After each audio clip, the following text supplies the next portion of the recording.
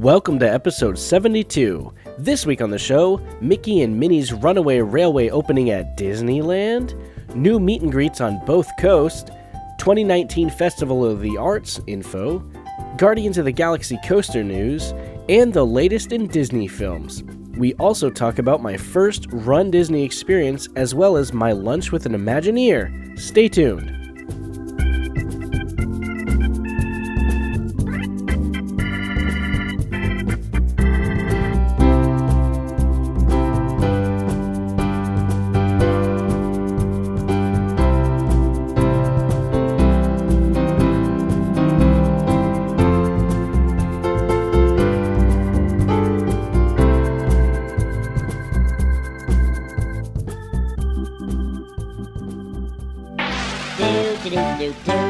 Come and join me in my travels through the pathways of the mind.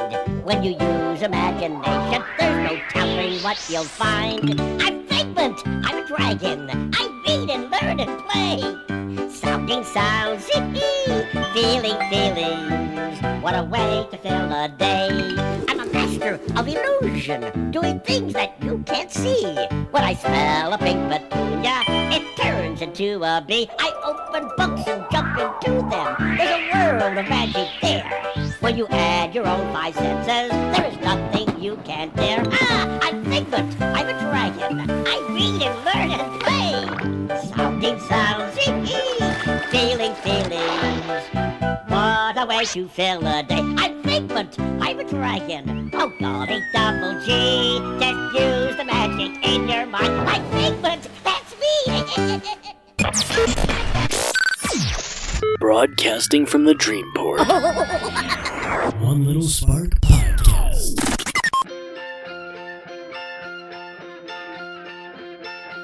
Welcome to the show that brings you the latest Disney news, rumors, and opinions, immersive in-park audio, ride-throughs and happenings, and interviews, attraction histories, and fun top 10 lists. Your one stop for all things Disney. One Little Spark Podcast. And now your hosts, Rich and Joey.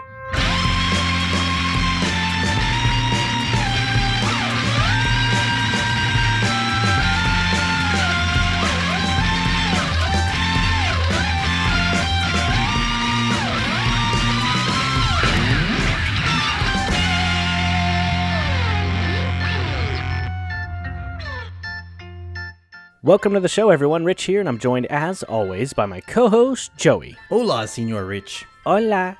How are you, man? I'm good. My legs, not so much. Oh, yeah? What, did you do something recently to hurt your legs? I may have dabbled in the art of a 5K. Oh, yes. Which I will talk about later in the show. But yeah, all day at work today was really rough. And also, I think the worst thing was getting out of my car and getting back in. I felt like I was like how you're looking at an old person struggling to get in a car. I'm like, I feel like when I got to the grocery store, they were like, what is wrong with that guy? Aw, so you had to make a stop on the way home and you had to like get your walker out of the back. And Oh, it felt bad. So that's a note to self to not wait a year in between 5Ks. How much training did you do? Zero. Okay. All right. Don't do what I did and not run for about a year because I think the last time I did a 5K was about a year ago. Oh, it hurts or just thinking more. about it. Yeah, it was rough. Okay, I'll talk about it later, though. Okay. We'll get into it.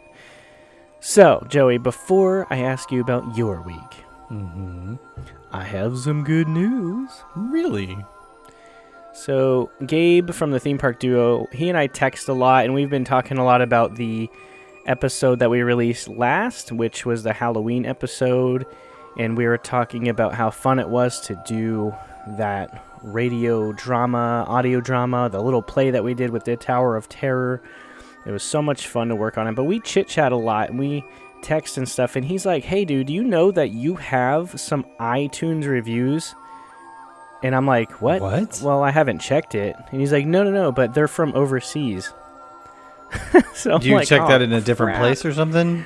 Yeah, you scroll down, like, so if you're on iTunes, you go down to the bottom and you can change the country, because there's actually some music and other stuff you can only buy in other countries on their iTunes. So one time I'm like listening on YouTube to this certain Disney track, and it was like this Japanese only Disney CD that came out from like years ago, but it was only available, so you had to change over and then you can listen to it. So then I was thinking like, oh, there's probably like a whole separate section for podcasts, and there is, but your podcast gets released everywhere in every single country's iTunes. So I'm like, oh crap, because I remember that, but whenever I looked last was like February of 2017. Dang. I've been podcasting since 2014. I've never even heard of this. This is new to me.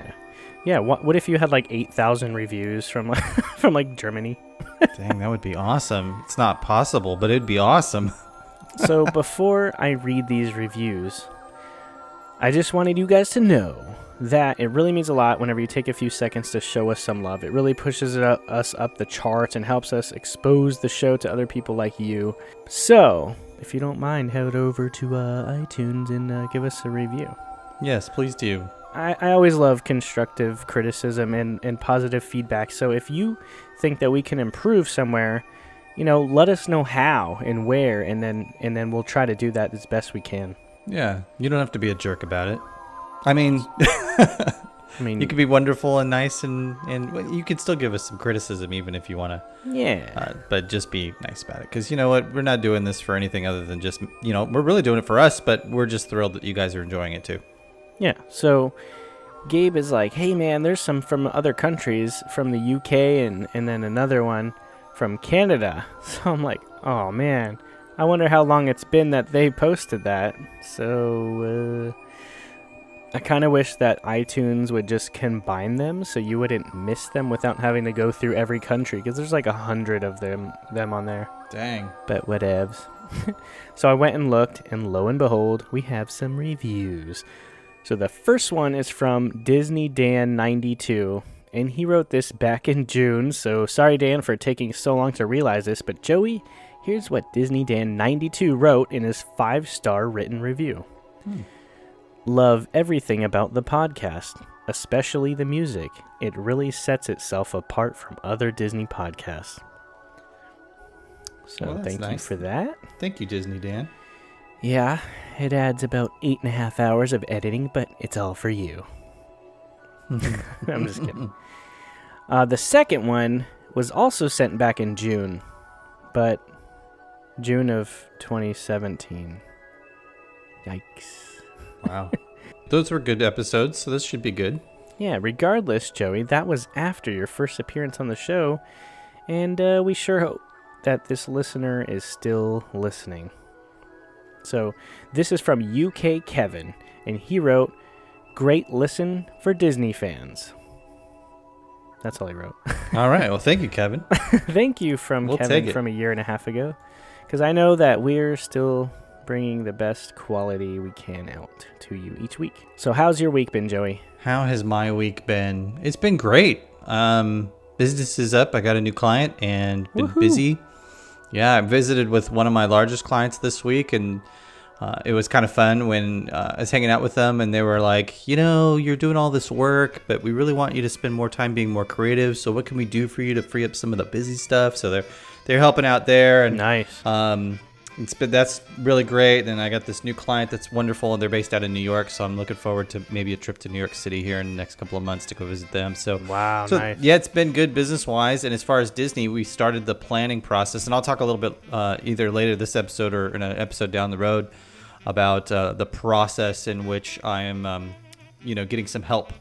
And even though I'm the Disney hack, I need my community of Disneyland hackers out there to help with our upcoming Disneyland trip in May of 2019. So been getting the ball started on that. Looked at hotels, looked at ticket prices, and getting excited. And I got a spreadsheet out. And so those of you that are Uber planners will appreciate some of the things I'm going to be sharing about that in my planning process in the episodes to come.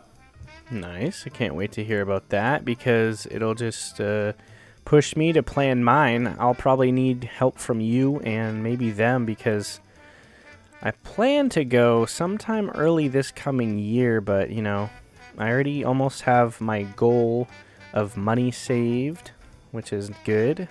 Yeah. It's just a matter of planning and getting that time off for sure. So, that's awesome, though. Yeah.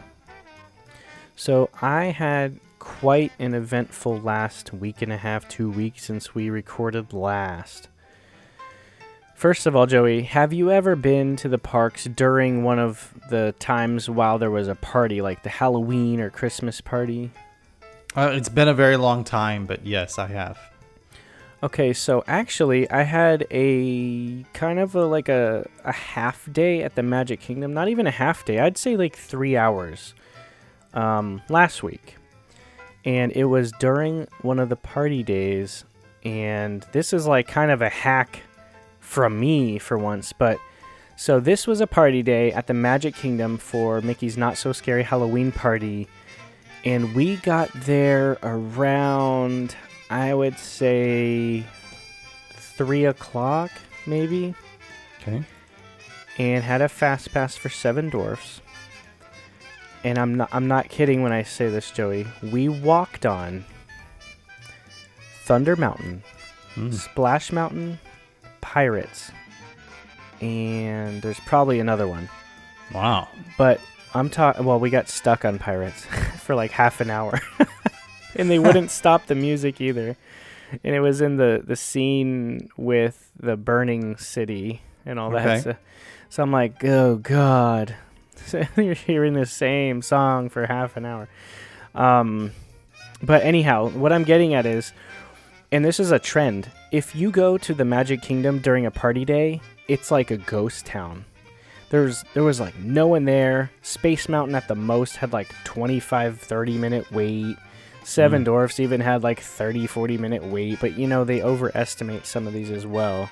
But all the rides are like 10 minutes, 10 minutes, 15 minutes, 10 minutes. But man, it was such a good day. It was great weather. Of course, they didn't have the stuff that I was looking to buy, but I did end up getting the Ziploc bags. They're right here. Oh, yeah? Desk. The Ziploc bags from Splash Mountain. That's awesome. Yeah. Sponsored by Ziploc. Poor cast members just standing there handing out bags. Like, that's their job. And, you know, whenever they switch positions, I don't know if it was the same back in the day when you worked there at Disneyland, but they have these, like, little receipts that they print out and hand to people, like, to show them where they're going later in their shift or whatever. I forget what they're called, like, in their terms, but yeah, this girl's just standing there. She looked miserable wearing the little Frontierland outfit. And it's like right when you enter the queue line building, there's like the split off where Fastpass goes to the left and the normal queue goes to the right. And she's just standing there like, here's your bag. Here's your bag. Yep. And it looked miserable. But anyhow, I have it here. It says, have a zippity-doo-dah day and keep dry with Ziploc. Nice. So yeah, I'll probably keep that and throw it into my Disney memorabilia stuff stash. And then it was just an overall really nice day. Ended up leaving there. And I had a friend who I met on the very last day of the Stitch's Great Escape meetup that I did. And he worked that attraction. He was I think a coordinator in that area, but he ended up selling me a pin set. I don't know if you saw the photo online, did you? No. Okay, this pin set, Joey, is from the 15th anniversary of Walt Disney World from Coke, and it has, let me pull it over here real quick. Alright, I'm looking at it now. It says, Coca-Cola salutes Walt Disney World happy 15th birthday, and there's like at least probably 40 pins or so or more on here. And it's like a big shadow box type frame with all these different characters. There's characters from Peter Pan, Alice in Wonderland, Bear Country. Oh yeah, I'm looking at it now. Pinocchio. From October 26th on the group page. Yeah. It has Snow White and the Seven Dwarfs, and also what's called Disney Superstars, which is like the Fab Five and a couple others. And then around the center plaque, it has the Magic Kingdom, Fantasyland, Frontierland, Tomorrowland, Epcot Center, and then there's a Figment one, Main Street, Trolley, Adventureland, and then an Adventureland one. So it's really cool. And I looked, and Wow. I'm not going to resell it, but on eBay it's like $600 and stuff. Wow. So I definitely got a good deal on that, and that was really cool that he had that. He also gave me. He was also a movie writer, so he gave me this poster that they were handing out to those cast members, and I ended up re-gifting that to Holly because she's a major Great Movie Ride fan, and also to say thank you for all that she did with the 5K stuff. So that was awesome. Awesome.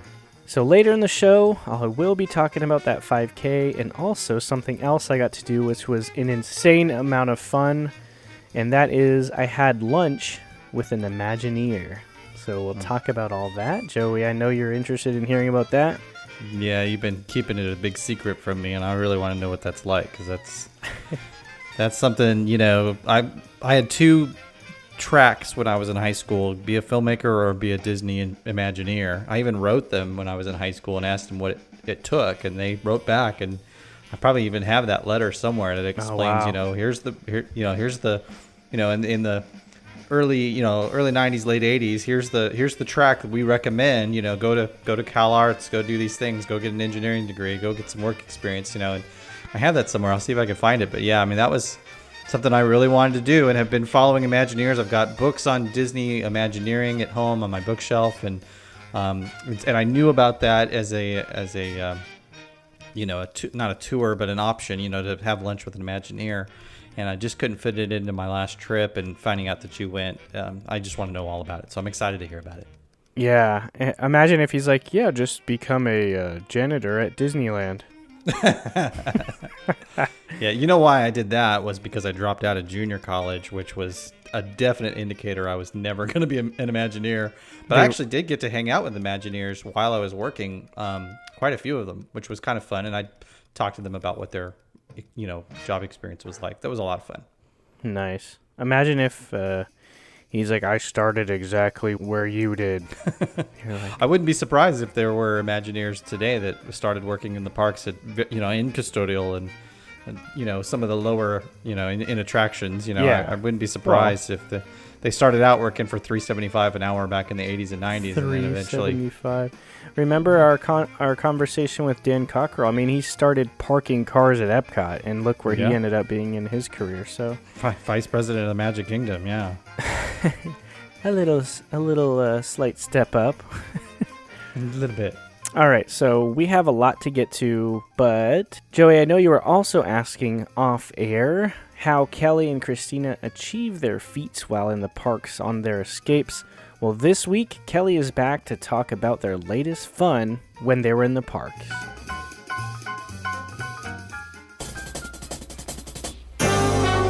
Hello everyone, this is Kelly from Epic Disney Escape. Today I'm going to talk to you about one of the challenges I did on my recent visit to Walt Disney World. Now, if you've listened to the One Little Spark podcast before, you know that Christina and I from Epic Disney Escape are known for doing our Disney World challenges. For this visit in September, the hours of the parks were not very long, maybe a 12-hour day, so we didn't have that much time to actually run one of the all the rides in one day kind of challenges, so we decided to do the Fastpass challenge. Now, I don't know if anybody has created this challenge or coined the term or anything like that, but we just decided to see how many Fastpasses we could get in all 4 parks in one day. This challenge was going to be a little bit different than doing the Parkeology challenge because we didn't have to catch and do the rides that didn't have fast passes for them, but it's a little bit more of a challenge because you actually have to get fast passes for those rides that have fast passes offered. Currently in Walt Disney World, there are 49 rides if the riverboat is running, but there are 38 of those rides that have fast passes. We knew from the start we probably weren't going to get 38 rides just because the hours were so short, and because at the end of the night, about a half an hour before the park closes, the My Disney Experience app stops offering fast passes. So really it's an 11.5-hour day. The other thing we had to factor in is because we had to have fast passes to ride each of the rides, we couldn't rope drop one of the rides, and we couldn't get into a line the last minute as the park was closing. These are both things that you can do with the Parkeology Challenge, but because you have to have a fast pass to ride the rides in the Fast Pass Challenge, you can't do either of those things, which cuts off a few of the rides that you would be able to do if you were doing another challenge, because you can do 2 or more in a rope drop session before you hit your first Fast Pass, and you can always fit that one last ride in right before closing. The day of our Fastpass Challenge was a 9 a.m. opening at Hollywood Studios. They started letting people in early, but we didn't actually want to get in early. We wanted to be able to use our first Fastpass, which was at 9:05 for Rock and Roller Coaster. And you can't scan it before the park opens or else it doesn't register as a used Fastpass. So we waited around a couple more minutes. Then when we were able to scan, we got into line and we modified our Tower of Terror Fastpass, which was next, to be directly after we had gotten off of the Rock and Roller Coaster.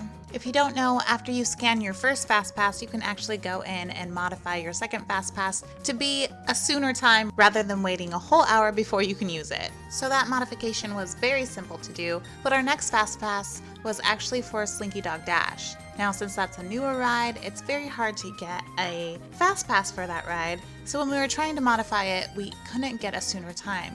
We decided to move on to other rides and then try and get a Slinky Dog Fastpass later on in the day. We were able to get a Saucers Fastpass very easily, and then we got a Star Tours Fastpass. And then we tried to get either a Toy Story Mania or a Slinky Dog Dash. Now, for some reason, there was very little Toy Story Mania that day, and we had to wait almost an hour to get onto that ride because the soonest Fastpass was an hour away. And then when we got off of that, we had to wait another hour to get on Slinky Dog Dash because the soonest Fastpass for that was an hour away. So that ate up a lot of our time. And what do you do in Hollywood Studios when you have to wait around for an hour or two? You get a drink.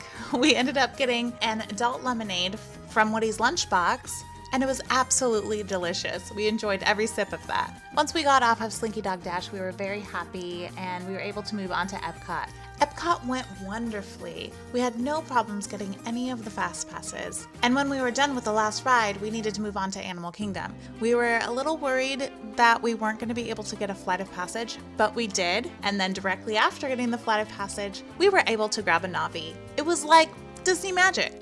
The rest of Animal Kingdom went great. We were able to get fast passes for every ride that had a fast pass. So at this point, we were done with Hollywood Studios, Epcot, and Animal Kingdom, and we had to move on to the Magic Kingdom.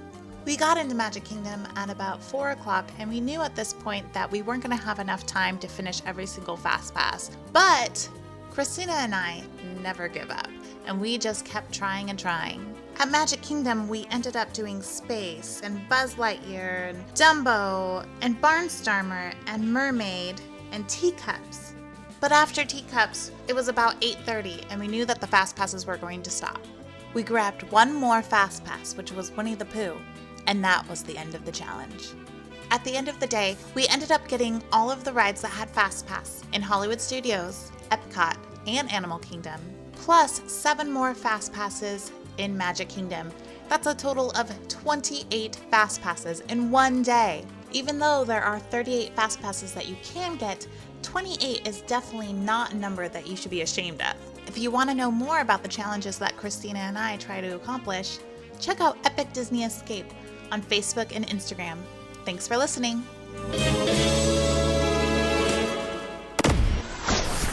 Oh, hello there. Do you want to connect with our show?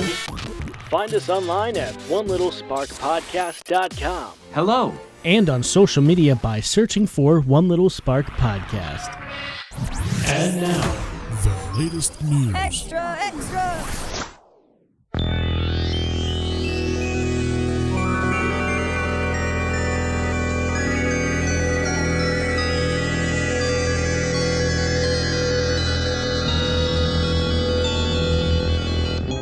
This week in the news, Mickey and Minnie's Runaway Railway is already set to open in 2019 at Disney's Hollywood Studios at Walt Disney World. But, Joey, I don't know if you heard about this. Disney is expected to announce soon that the ride will also be coming to Mickey's Toontown at Disneyland. Now, I do remember reading about this about a year ago online, but since we don't talk too much about Disneyland, I figured since we're right around the corner from the D23 Destination D event, we'll be hearing something there.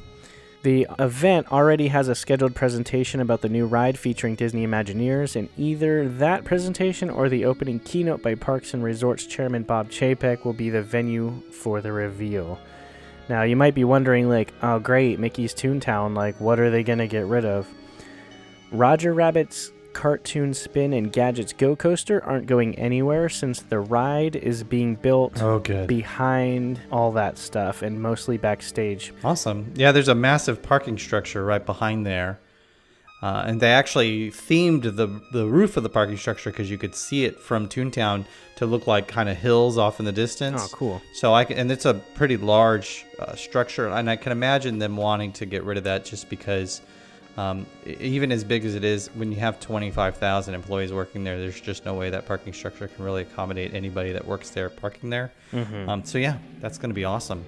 Yeah, so the building for the quote-unquote Marceline West, the project name for Runaway Railway, simply called Marceline here in Florida, would take place in the N19 building, which is the main entertainment department building.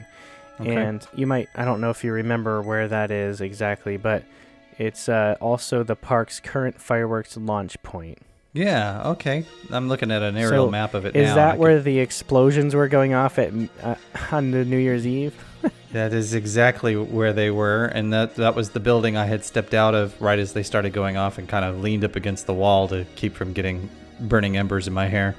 Well, you stood right where this attraction's going. Yeah. That's cool. So if any of you guys live over on the West Coast or visit that park, you should be excited that you don't have to come to Hollywood Studios to experience it. I don't know when that's going to open, though, because I haven't heard anything about any construction. But yeah, that's exciting. Ahead of their return to theaters in Ralph Breaks the Internet, Wreck-It Ralph and Vanellope von Schweetz will be meeting guests on both coasts starting this month. And you can find Ralph and Vanellope at Hollywoodland starting Friday, November 9th. And on the East Coast, guests at Epcot will be able to visit the video game duo at Innoventions West starting November 21st. Later this winter, Ralph and Vanellope will move to a new meet and greet location at the Imageworks in the Imagination Pavilion.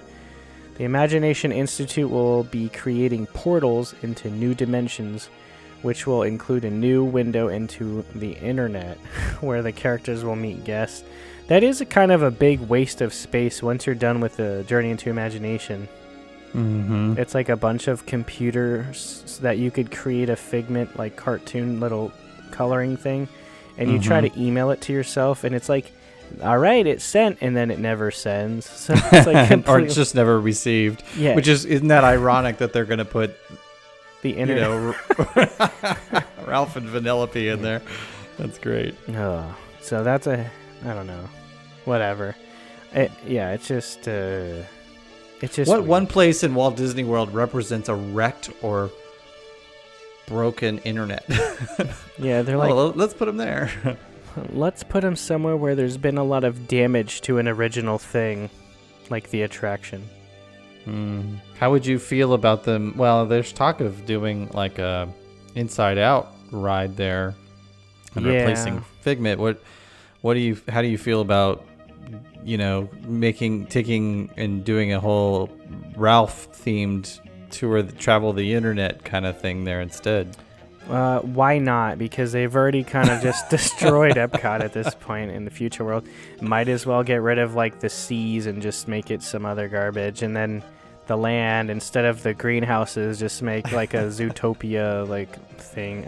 Nothing matters anymore at Epcot. I wonder if they could use the Namor from the Marvel. He's the Aquaman Marvel version. Oh God. See, here's the thing though. I don't know if I don't remember saying this, and if I did, then I just don't remember. But when I did the Undiscovered tour at Epcot, it was kind of weird. It's kind of weird to say this, Joey, but when I was looking at all these backstage things and I realized that there's just so much neglect that Disney has and disregard for things, it was kind of a closure to the old Epcot because all these people, and later I'll talk about it with the Imagineer talk, but he was mentioning that a lot of people... Okay, one question, I'll say one question because it kind of ties in. I asked him if people think... If the people who hold on to the great movie ride so dearly, just as the people did with Wishes, will change their mind like they did with Happily Ever After with Mickey's Runaway Railway. And he said he absolutely thinks he's going to win these people over because of how incredible this ride's going to be. And he said that basically it's Mickey's first attraction, and of course they're going to go all out. It's going to be incredible.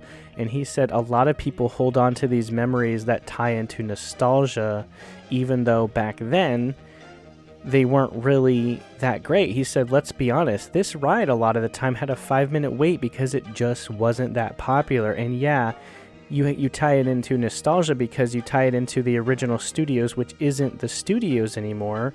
It doesn't have the backlot tour. It was a 5-minute wait for an attraction that people are like, I just want to get out of the sun. And it's the same thing with let's be honest, with Horizons. That always was a walk on the later years before it closed down. So if you're in the current day and age of Horizons, you're like, this is a shabby ride that's outdated and broken and there's no wait. Okay, well look at Mission Space. Even though it's pretty unpopular amongst like true Epcot fans, it's always like a 30-45 minute wait.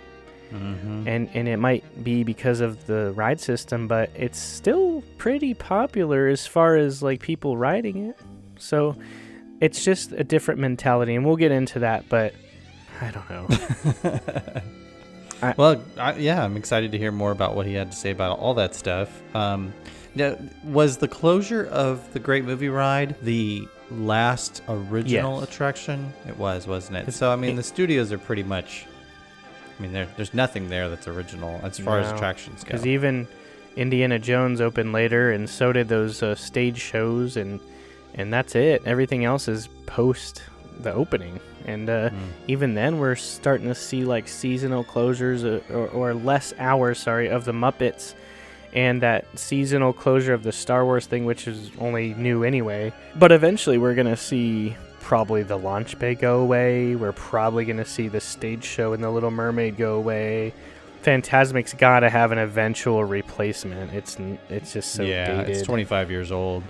You know, at some point, I'd love to have us have a conversation around what would it look like after Galaxy's Edge opens. You know, because you just said, Launch Bay, they're not going to keep that around after Galaxy's Edge opens. But should they? I mean, because Galaxy's Edge is going to be this immersive experience, whereas Launch Bay is kind of like the pop consumerism of Star Wars. You've got the mini museum and the gift shop, and you've got the meet and greets. Are you really going to meet Kylo Ren in Galaxy's Edge? I don't think so. So it's going to be interesting to see what becomes of all that stuff. I mean, even Star Tours is kind of there, but there's sort of Muppets between you and, in Star Tours and Galaxy's Edge. It's going to be interesting to see what they do there, and it'd be fun to just kind of speculate. Maybe, we've done these Imagineering episodes in the past, but we've always done them at the Magic Kingdom. Maybe we could do one about Hollywood studios specific to Star Wars. I'd like to do that.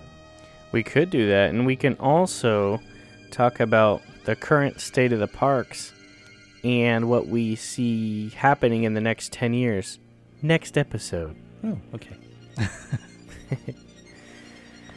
All right, so that was a long-winded conversation about the Wreck-It Ralph coming to the ImageWorks, but... They certainly can't blame us for not padding the news as much as we possibly can. So, this is something that's kind of small but kind of cool. The World of Disney store at Disney Springs and also on the West Coast have been completely renovated. And actually, have you been in there at Disney Springs? I have. It's so much better, and there's okay. Did you ever have the feeling while you're in there of like, where am I? You're like, how do I even get to the exit?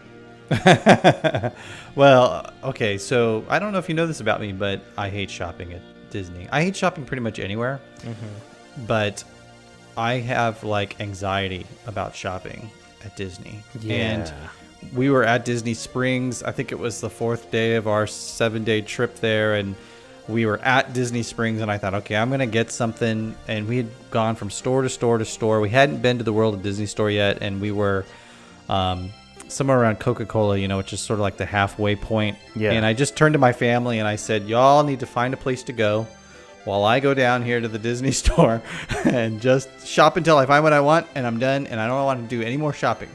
And they agreed. They all went down to Disney Quest and played video games, and I went down to the Disney store, and I just had about 45 minutes of pure anxiety until I found a T-shirt, which is funny because I literally just like gave up, grabbed the shirt off the hanger. I turned to my wife, who was the only other person there, because she was the only one that she refused to like go back. She had to go with me, and I gave her the shirt, and I said, just buy it. I didn't even try it on, and then I realized it was too small later on. But I didn't even care. But you know what? I've lost weight since then, so I'm down 30 pounds, and the shirt fits now, and I love it. But I was gonna say, do you ever look at that shirt and you're like, I bought that while completely intoxicated with anxiety? Yeah, the shirt kind of still gives me a little bit of hives, but I mean, just when I pull it out of the the drawer to put it on. But it's I like the shirt, which is why I bought it. I like the way it looked, because I don't like all of the cheeky, cheap-looking, touristy stuff. The souvenir stuff just never really appealed to me. And this shirt didn't look like any of that other stuff, so that's why I bought it. And I bought a large. I thought it would fit, but larges at Disney are, let's be honest, they're mediums at best. And so, anyway, yeah, no, I have been in there, and yes, I have been confused as to where the exit was, only because I was wanting to exit so badly, and I was in a state of panic. But so please continue. Did they make this situation better where we know the exits are now? Absolutely. Well, you walk in though, and you can see the entire store by just kind of looking across. There's no walls and separate rooms for this and that. It's wide open, and it's really, really, really nice. It's nicely themed to fit better into Disney Springs too. Awesome. So anyway, that's a story that happened. Yeah, they were giving I've away. been to the one in California many times as well, and it's long. It's cigar shaped. It's not like the one in Florida that's kind of it's more boxy. But I would just enter the one in California and literally just keep walking. I would just stare straight ahead, just keep walking till I got to the other end of the store. I mean, like, I enjoy going in these places because they have certain aesthetic features that are kind of fun to see, and the decor is fun. But shopping at Disney is not something I enjoy doing. Yeah, well, it's really nice in there, and hopefully you won't have some anxiety. I can see it now. You're like laying on a couch with a psychiatrist. Like, it all began with a shirt. Well, we went. It was funny. It was because the reason my wife went with me, it was because she was going to buy the gifts for, the grandparents who were watching the dog, and the employees at the company that we wanted to get them something, a magnetic picture frame or something, and so she was doing all that other stuff and kind of dragging me from place to place to place to find the things she was looking for, and I just wanted to get out of there so bad, but anyway, yeah, I can see myself on a couch with a psychiatrist too, just kind of pouring out my, it's really the only thing that gives me the most stress in my life is shopping, really anywhere, but shopping at Disney is just, I think it just goes to a whole new level, because you're kind of like, I'm only going to be here for a little while. I just want to get it. And I hate shopping in the parks because to me, it feels like I'm wasting my time. But we always tend to go through the shops on Main Street when we're leaving anyway, just because, you never know what you're going to, stumble across. You might find something and buy. Of course, my kid, she wants to buy 50 things, but anyway. Yeah. Well, there's that option next time you go to Disney Springs. Hey. The Epcot International Festival of the Arts will begin January 18th, 2019, and will continue for 39 days through February 25th. The Disney on Broadway concert series is expanding to 7 days a week during the festival in 2019, and each week, different pairs of Disney on Broadway stars will take the American Gardens Theater stage to sing favorite songs from award-winning Disney on Broadway productions. The lineup will rotate regularly, featuring music from shows such as The Lion King, Frozen, and Beauty and the Beast. Now, I actually did this last year, and surprisingly, it was a lot of fun. So, here's what the lineup is. Carrie Butler from Beauty and the Beast and Kevin Massey from Tarzan. Cool. Meredith Inglesby from The Little Mermaid and Steve Blanchard from Beauty and the Beast. Ariel Jacobs and Adam Jacobs from Aladdin. Heidi Blickenstaff from Freaky Friday and Gavin Lee from Mary Poppins. Wait, did they make a musical out of Freaky Friday? I guess so. I didn't even know. Right. Oh, yeah, it's crazy. Ashley Brown from Mary Poppins and Josh Strickland from Tarzan. Kissy Simmons and Alton Fitzgerald White from The Lion King. So if you're interested in that, go check that out. The concert series is included with park admission. Showtimes are 5:30, 6:45, and 8 p.m. nightly. The Disney on Broadway concert series dining package is available at participating Epcot restaurants and guarantees show seating. Packages booking open coming soon on November 8th of this year. So I don't think I'll be doing that, but I did get to do like I just walked in and watched a couple of them last year, and it was a lot of fun. So yeah, good tip. Yeah, you're not going to do the dinner package, but it is nice to kind of pop in and listen to the music. And yeah, dinner packages to me are yeah, we're looking at doing dinner packages at Disneyland, but for totally different reasons. Yeah. So I don't know if you're familiar with the Twitter and YouTube person with the tag Mickey Views, but it's this guy that does these YouTube videos that shows kind of like late breaking news on stuff, and they do break news a lot. And it's like this younger guy, he's probably in his younger 20s, that does this, and it's really professional and really well written and produced. But he posted a video with photos of the Guardians of the Galaxy roller coaster track, which is now on property at Walt Disney World. Wow. And I don't know if you saw it, but the walls for what they're calling the Gravity Building are being installed this week. So it's kind of weird because if you remember following the progress with the Rock and Roller Coaster, they built the coaster and then surrounded the coaster with the building. This time they're actually building the building and then putting the coaster inside. Which you would think that's how they would always do it, but yeah, because every other attraction is built that way, right? I mean, look at Star Wars Galaxy's Edge, they're building all the buildings and then they're going to bring in and put the attractions inside. Well, but I guess with roller coasters, it's a little bit different. Yeah, you'd think you'd need like cranes and things that need to drop these kind of down into place while they bolt them and stuff. I wonder if there's photos of Space Mountain being built before they built the building around it. Yeah. I don't know. There probably is somewhere. So that's cool, though. If you want to go see those photos, check out that video. I did post it in the group page, which is found by looking for One Little Spark Podcast. Now, Joey, we don't usually cover movies on the show, but have you got a chance to see The Nutcracker in the Four Realms? Because I know we talked about it, and you did sound interested in seeing it. Yeah, I haven't seen... I haven't seen the movie, but I have seen the trailers for it. Apparently, reviews are coming back as being kind of like meh, and also they're saying to go in with extremely low expectations, which is kind of bad because I kind of liked the trailer a lot. So, I don't know. Yeah. Well, I was probably going to go in with low expectations anyway, but, it looks great. You think it's going to be like that other movie that came out a few months ago that like immediately went to DVD and download? What was it? Which one? The one it has a bunch of kids in it. It was a Disney one. Oh, I know what you're talking about. Yeah, the Wrinkle in Time. Yeah, the Wrinkle in Time. It looked good, and then it did horrible. So the Wrinkle in Time and the Nutcracker both have something in common. I had read the book and enjoyed it, and even my daughter had read it, and we were both looking forward to the movie. But I had also heard prior to seeing the film that one should go in with low expectations. I'd seen the reviews that they weren't great. Now I am looking at the IMDb for the Nutcracker and the Four Realms, and it's giving it a 5.5 out of 10. Yikes. Which ain't good. I like Lasse Hallström, the director. I love his stuff, but you know what? He's a hit or miss director. He's got some really great films out there, but he also has the shipping news. So, there's that. But it looks spectacular.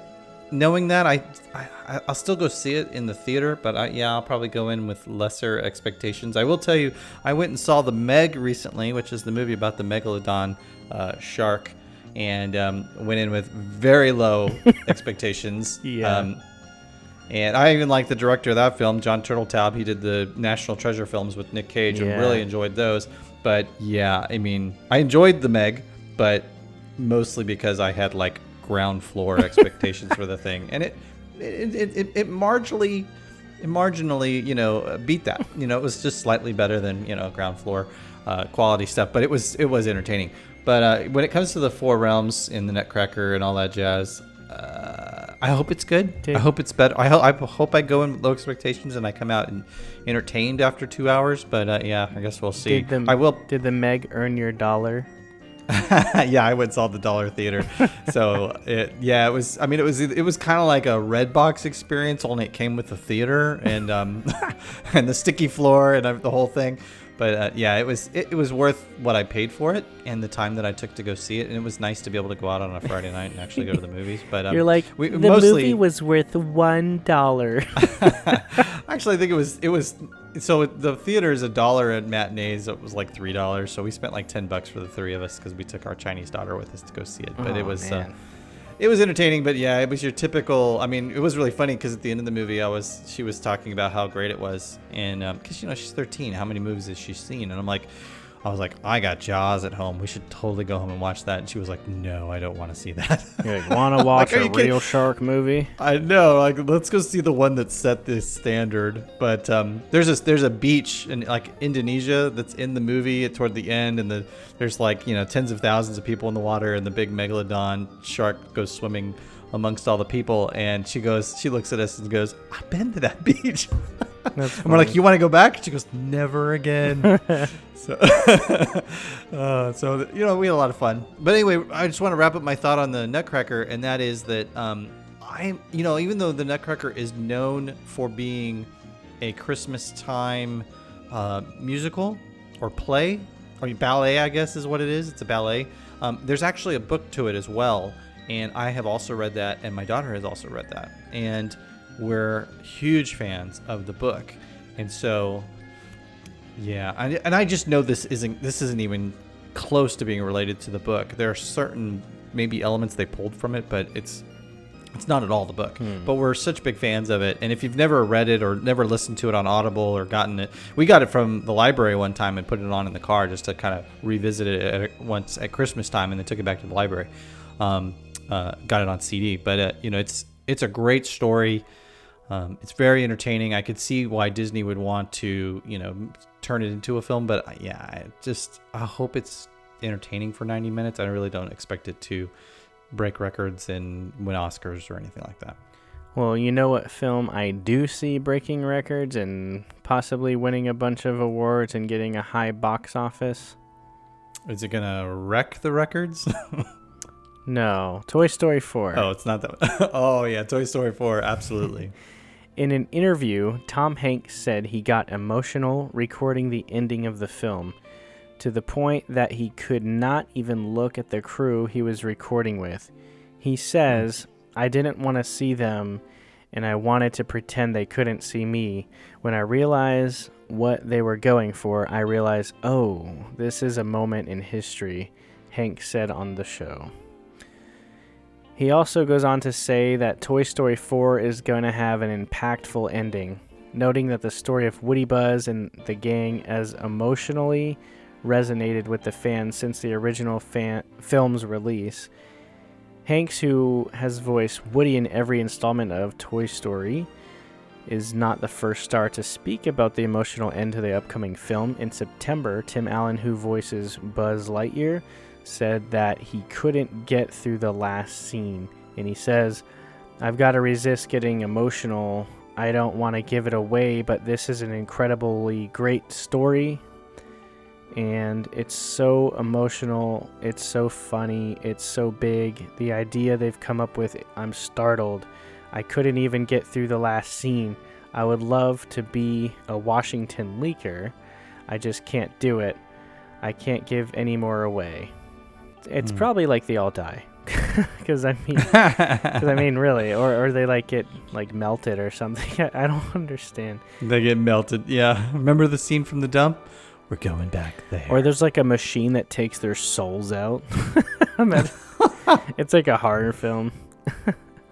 Oh man, no, I'm curious to see where they're gonna go. This kind of sounds like something a PR person wrote for them to say. Yeah, because now I gotta see it. But anyway, so Toy Story 4. Oh my goodness, Tom Hanks almost cried. I mean, I gotta go on opening day. Yeah, I'm ready for my heart to be ripped out. Remember Up? Oh, yeah. So anyhow, thank you, Pete Doctor. The film was originally supposed to be released in 2017, but the date got pushed back to this year and later to 2019 after Pixar threw out most of the original script. The plot of Toy Story 4 is believed to revolve around the relationship between Woody and Bo Peep. In the movie, Buzz Lightyear and Woody set out on a quest to find Bo Peep, who was sold at a yard sale by Andy's mother sometime between the events of Toy Story 2 and 3. But anyhow, the film will be released next June 21st, and I'm excited to see it regardless. 24 years after the original. How old were you in 1995, Rich? I was 10 years old. Did you see it in the theater? Yeah, I did see it in the theater, and it was incredible. I remember exactly where the theater was and who was with me, and I remember that day because of how great the movie was. Yeah. Yeah, I remember it too. And you I mean, this is like your life. I mean, at 10, I mean, you grew up with this, and it's interesting to see where they might take this. I hope it's not going to be, an ending. I liked the idea of passing it from Andy to the little girl, right. And I mean, even Woody was a hand down. I mean, he wasn't a new toy. Buzz was, right?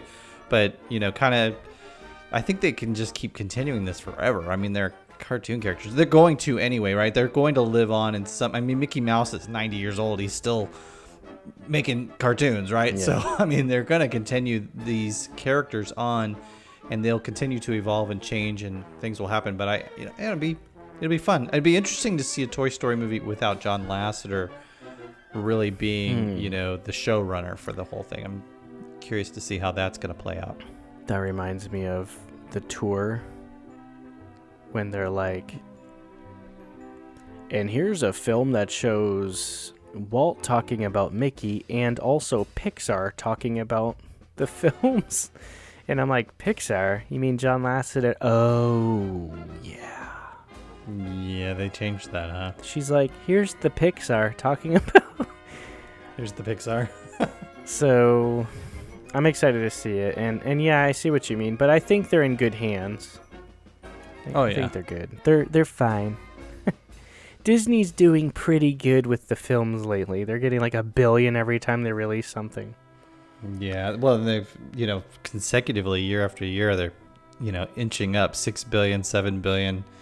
And they're killing all the other studios. None of the other studios are coming close to making this kind of money. In fact, sidebar really quick, I do like movies. I do like talking about them, so it's unfortunate you got us on this topic. I was reading this week about Star Trek 4, and I know this has nothing to do with Disney. It's a Paramount thing.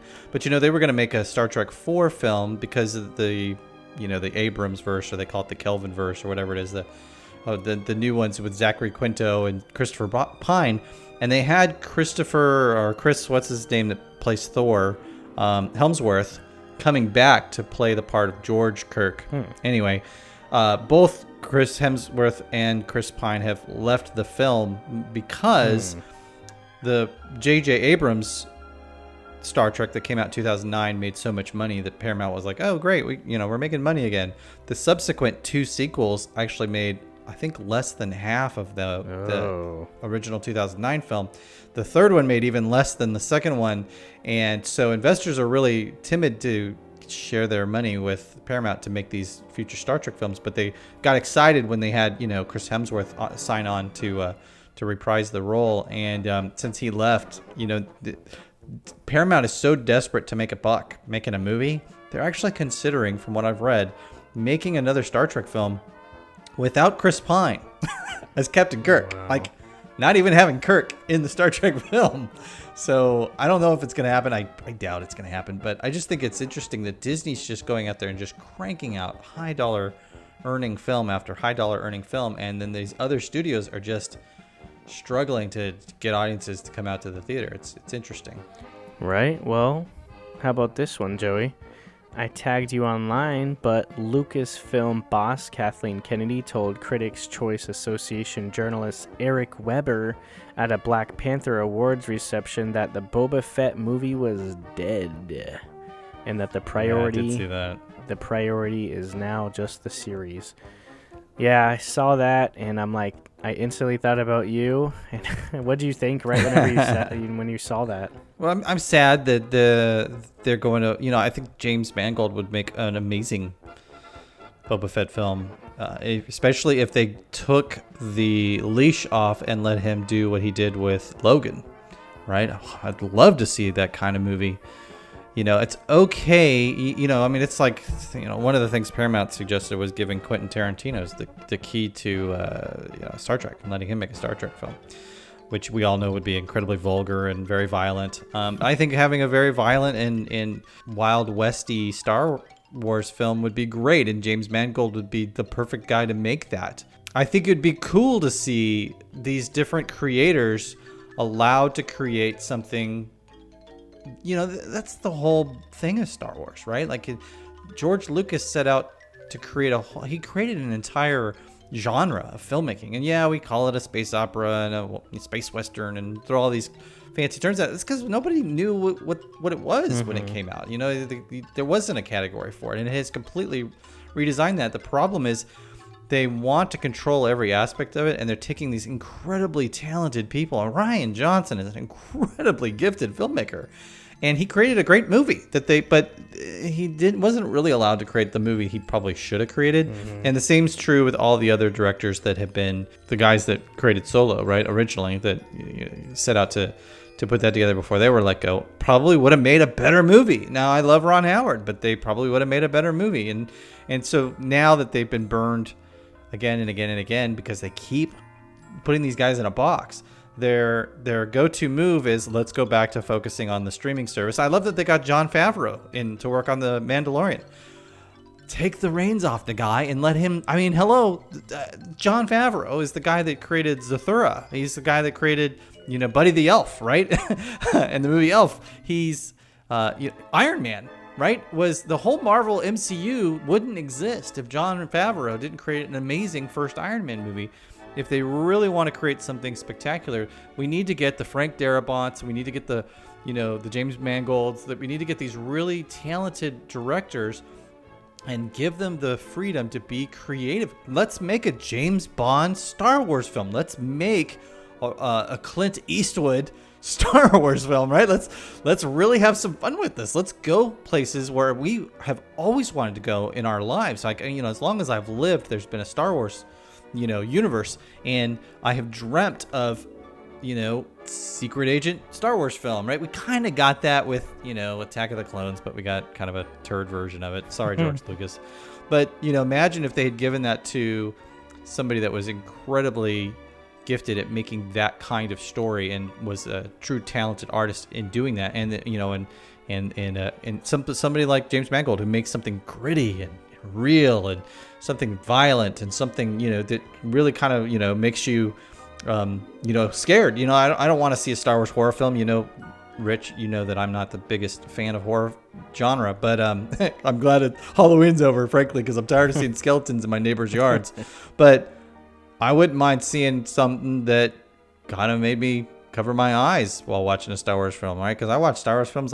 There's no boo moments, right? There's nothing that's really I'm not seeing anything I haven't seen before. And so, yeah, I'd love to see that. And again, don't get me on the topic because I can go for days on this stuff. Noted. I'm just kidding. No, actually, that's the reason why I kind of want to talk about this, because I know that you're a big fan of this type of stuff. Now, this is something that's interesting because you were just talking about how they don't give these guys their reins to do what they want, and they do what they want. Disney knows what they want. It's kind of like the attractions. They don't listen to the fans. They're just like, this is what we're doing, and you will like it, and that's what's going to happen. So you saw this. I know everyone has seen this, but Johnny Depp will no longer be playing the iconic character that he's best known for throughout the world as Captain Jack Sparrow. The Daily Mail confirms that Depp will no longer be involved with the Pirates of the Caribbean franchise. According to the Daily Mail, superstar Johnny Depp has been dropped from the Pirates of the Caribbean film franchise as Disney Studios plans a major reboot. Yeah. Depp was a major lead in 5 Pirates movies over the past 15 years, but it appears that Captain Jack Sparrow has made his final voyage on the Black Pearl. Original Pirate script writer Stuart Beattie is the first to publicly confirm that Disney Studios appears to be ditching the star as they rework the entire franchise. Johnny Depp is 55 and has been dogged by personal dramas over the last 4 years or so, and he saw his last performance in Dead Men Tell No Tales, which became the lowest performing movie of the franchise. Beattie confirmed on camera that the reboot means that Depp is out as Sparrow. Nodding when it was suggested that he was out, he said, I think he's had a great run. Obviously, he's made the character his own, and it's become the character that he's most famous for now. And kids all over the world love him as that character, so I think it's been great for him. It's been great for us, so I'm just very, very happy about it. Disney will be moving forward to reboot the Pirates of the Caribbean franchise with writers from Deadpool and Zombieland franchises. Overall, the Pirates of the Caribbean franchises made $4.5 billion for Disney. So, was that all? Yeah, just a little chump change. The thing is about this, Joey, is I think that if they're going to do it, they need to have completely different characters. Maybe they're probably going to incorporate the redhead. I'm okay with that. Because if they're redoing the rides like that, that's probably where they're going. And think about it like this, too. The Shanghai version is way better than what we have, but it focuses a lot around Jack Sparrow, and it's probably easy enough to just swap out some animatronics and some films. Well, the Shanghai one has... and by the way, that's how you pronounce it. I'm American. It's Shanghai. I was listening to another podcast where they were talking about the different attractions around the world and what they have in common and what is different. And they were talking about how it's mostly screens, right? They only have the only real audio animatronic character they have is the Davy Jones that is playing the organ and then turns around at one point as the boat goes by. But almost the rest of the attraction, most of it is screen. So yeah, they could swap out that kind of stuff. I would imagine. I mean, it would be film it somewhere else, edit it, digitize it, and then just change out the software. Probably could. You could literally have one boat go by and then the next one sees an entirely different scene if you wanted to, do that. But it's I like Johnny Depp as Jack Sparrow. I've loved the character, and I'm excited to show the kids the movies. They haven't seen them because I think they're still a little too scary for my 11-year-old. But I'm excited to show them those, all 5 of them. I think that I've enjoyed all the films. I'm excited to see if they, what comes of the reboot, because, they rebooted Freaky Friday, right? And then they made a musical out of it, apparently. So they're just going to keep pulling all this stuff out and making new stuff with it. So yeah, I kind of would hope that they would do some other attractions. Like, where's our big Thunder Mountain movie, right? I want to see some other attractions get some love before they start, just rehashing stuff that they just recently did. They did talk about the redo of the Haunted Mansion film. We talked about that earlier this year, I think it was. But who knows what's going on with that. I would love to see any of those. I mean, Tomorrowland was a flop in the theaters, but I liked it, and that was kind of more or less not about the land, per se. Yeah. But you're right, though. Where's our It's a Small World movie? just kidding. Oh man. So that's a lot of movie news. I think that Disney's on a good track. They're not flopping any movies besides these ones that don't really matter. I mean, it's not like the 80s where like they were just not really hitting any home runs until finally with The Little Mermaid, you know. Mm-hmm. So I think they're doing well right now. Yeah, and with the Fox acquisition, they're going to have so many IPs, they're going to be able to put a movie out every week. And then, they can't all be billion-dollar blockbusters when they do that. So it's going to be interesting how they start to lay a track between Pixar and Disney and, right. Marvel and everything else. Avatar, they're going to now own that, and that's got 4 movies scheduled to come out. So, they're going to have to figure out how are we going to layer all this stuff out. I guess I just heard that they announced Black Panther 2 for February of 2021, I think it is. So they're starting production on that. That's pretty exciting. And they're going to put it out in the same month that it came out this year and did so well, because why not, right? If no other movie has ever made $1 billion with a February release until now. So if at first you succeed, try again, I suppose. But it'd be interesting to see what comes of all that. All right, yeah, so I can't wait till all those come out. But that's it for the news.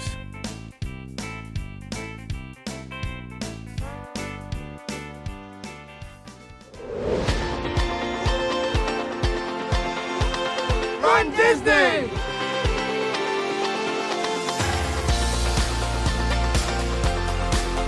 The costumes are a lot of fun to check out, and then everybody is so supportive of each other.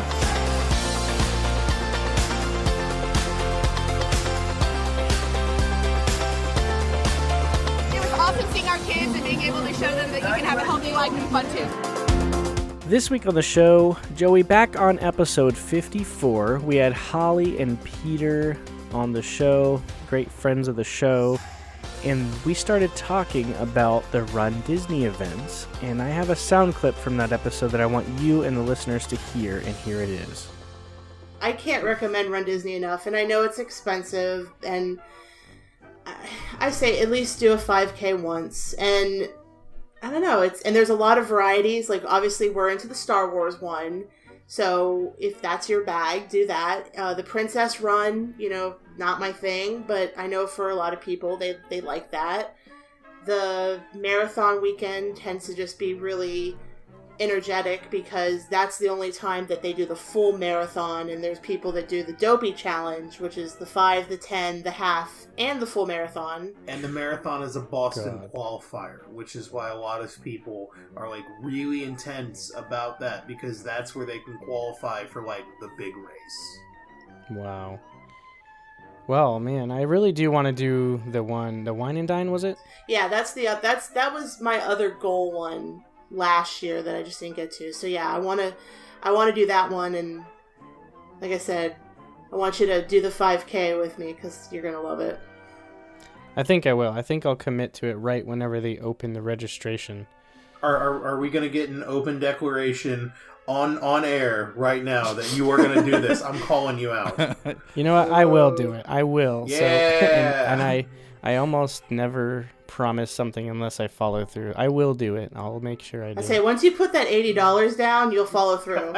Yeah. Like when we put the 100 something down for this 10K, I'm like, I don't care if I'm dead. I'm gonna run it.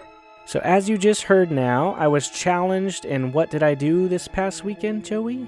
I did the 5K at the Run Disney event. Awesome. Yeah. My thighs are like, why? What is this? What's this physical stuff you're doing? KMN. Yeah, pretty much. Death to my legs. Okay, so I'll go back a little bit. So I did sign up like a few weeks after we had that show, because I think they opened it up about a month later to be able to sign up, and I kind of just like set it and forget it. And then out of nowhere, like a few weeks ago, Holly's like, don't forget to print this thing out and remember to do this and that. I'm like, oh crap, that is like coming up in a couple weeks, and here we are doing the Diz Ninjas Smash Fitness show now, and I'm like, crap, I gotta get in gear for this. And did I? No, I didn't. I failed. You're not into running, right? No. No, a lot of people aren't. A lot of sane people aren't. I actually hate running until I'm not horrible at it. So I'll talk about the whole thing. We actually had to be awake and there at 4 a.m. So yeah, I'm looking at the pictures and it's very dark out. Yeah, we got done before the sun was up. You got done before the sun was up? Yeah, so they have it sectioned off into what they call corrals. I don't know how familiar you are, but basically there's so many people at these events that they have to only let certain people go at one time, and then they let another little batch go. So we show up and it's at the Animal Kingdom parking lot, and they have the entire right-hand side sectioned off just for us to get ready and all that. They had a stage set up, and they had a Mickey and Minnie meet and greet with their little fall time outfits on. They also had DJs playing music, and it was pretty energetic, the atmosphere actually, and there were thousands of people there, by the way. Yeah, I'm looking at the pictures. There's people everywhere. Right, yeah, thousands of people. And half the parking lot was full of cars. And, I mean, that's for an entire theme park. So, wow. I forgot how... I think they choose your the wave, or the corral you're in by the time you run in. So, I just chose an arbitrary number, and I ended up in the last one. So, I was like... I guess I was assuming I was going to be slow for it. So they had 3 waves. Normally there's a lot more A, B, C through G and stuff. And within each one of these corrals, there's a bunch of different waves is what they call them. So every 2 minutes starting at 5:30, they were releasing different waves. So since I was in C, it took so long that I didn't leave until 6 a.m. And you still finished before the sun even came out. Yeah. So they had these people pumping everyone up on stage, a guy who was an MC and another girl, and then they had a DJ, and they're all pretty high energy. So it was cool. They're they had their coffee and Red Bull already. Oh, yeah, definitely. And so I went there with Holly, and she was in the one ahead of me, so I didn't really get to see her until later on. So I had another friend there, and it turns out there was quite a few other people, some that listen to the show, some that have been to events. I didn't know that they were going, but they were there, and I didn't see anyone, because, there's thousands of people, so it's kind of hard to run into anyone. Yeah, it would have been cool if you'd have known, so you could have coordinated, getting together and everything. Yeah, but it's fine. So I had a... Well, and did you have your One Little Spark t-shirt on so people could I did not see you and be like, oh. I had the Diz Ninjas it was a Diz Ninja shirt on. So I was kind of representing the fitness aspect there. So That's smart. I showed up, and I'm standing there, and there's these people, they dress up. So there's people that dress up as characters, as random things. So I saw a lot of fun stuff. There was simple Minnie Mouse. There's people that dressed up as Jungle Cruise skippers, Haunted Mansion maids. One of my favorite ones I saw were 3 girls that were dressed up as Main Street Electrical Parade floats, and they had the music looping. Oh, that's awesome. They had Lady and the Tramp characters. People dressed up. It was kind of a Lady and the Tramp theme, wasn't it? Yes, but so there was a lot of those. There was a girl dressed up like a plate of spaghetti. And they do this, though. They do this at all of these runs. It's a little bit more serious when you get to the half marathons, because you can't wear that stuff going 13 miles and stuff. Right. So it was a lot of fun looking at all those. And so I start. And Joey, I haven't ran in about a year. I'm talking I've been at the post office 9-10 months now. So you're on your feet a lot. I walk a lot, but it's definitely not the same as running. No, I mean... Couldn't you have run at a walking pace? Yeah, jogging pace. I actually normally do between, I'd say, 15 to 20,000 steps a day on average. Wow. Sometimes it's more, sometimes a little less, but usually no less than 15,000. So I start, and I'm like, well, Okay, well, let me kind of lay it out there. If I don't know if you guys remember me posting, I posted the layout of the run. So you start in the parking lot where unicorn parking is. It's way in the back, and then you basically go around the whole parking lot until you're entering the park. So you go clockwise around the whole parking lot. Once you get to the actual entrance where you'd walk through the turnstiles, that's the 1 mile mark. So a 5K is 3.1 miles. So I'm thinking, well, I'll probably die. Holly left like 15, 20 minutes ago, but maybe I'll catch up with her later. I don't know. But I'm probably going to die and end up walking the rest of this because, I don't know if I mentioned it on this show, but I believe plantar fasciitis in my left foot. It feels like death if I don't wear this little band around my foot. And also I haven't ran. I'm out of shape. I just haven't worked out in so long.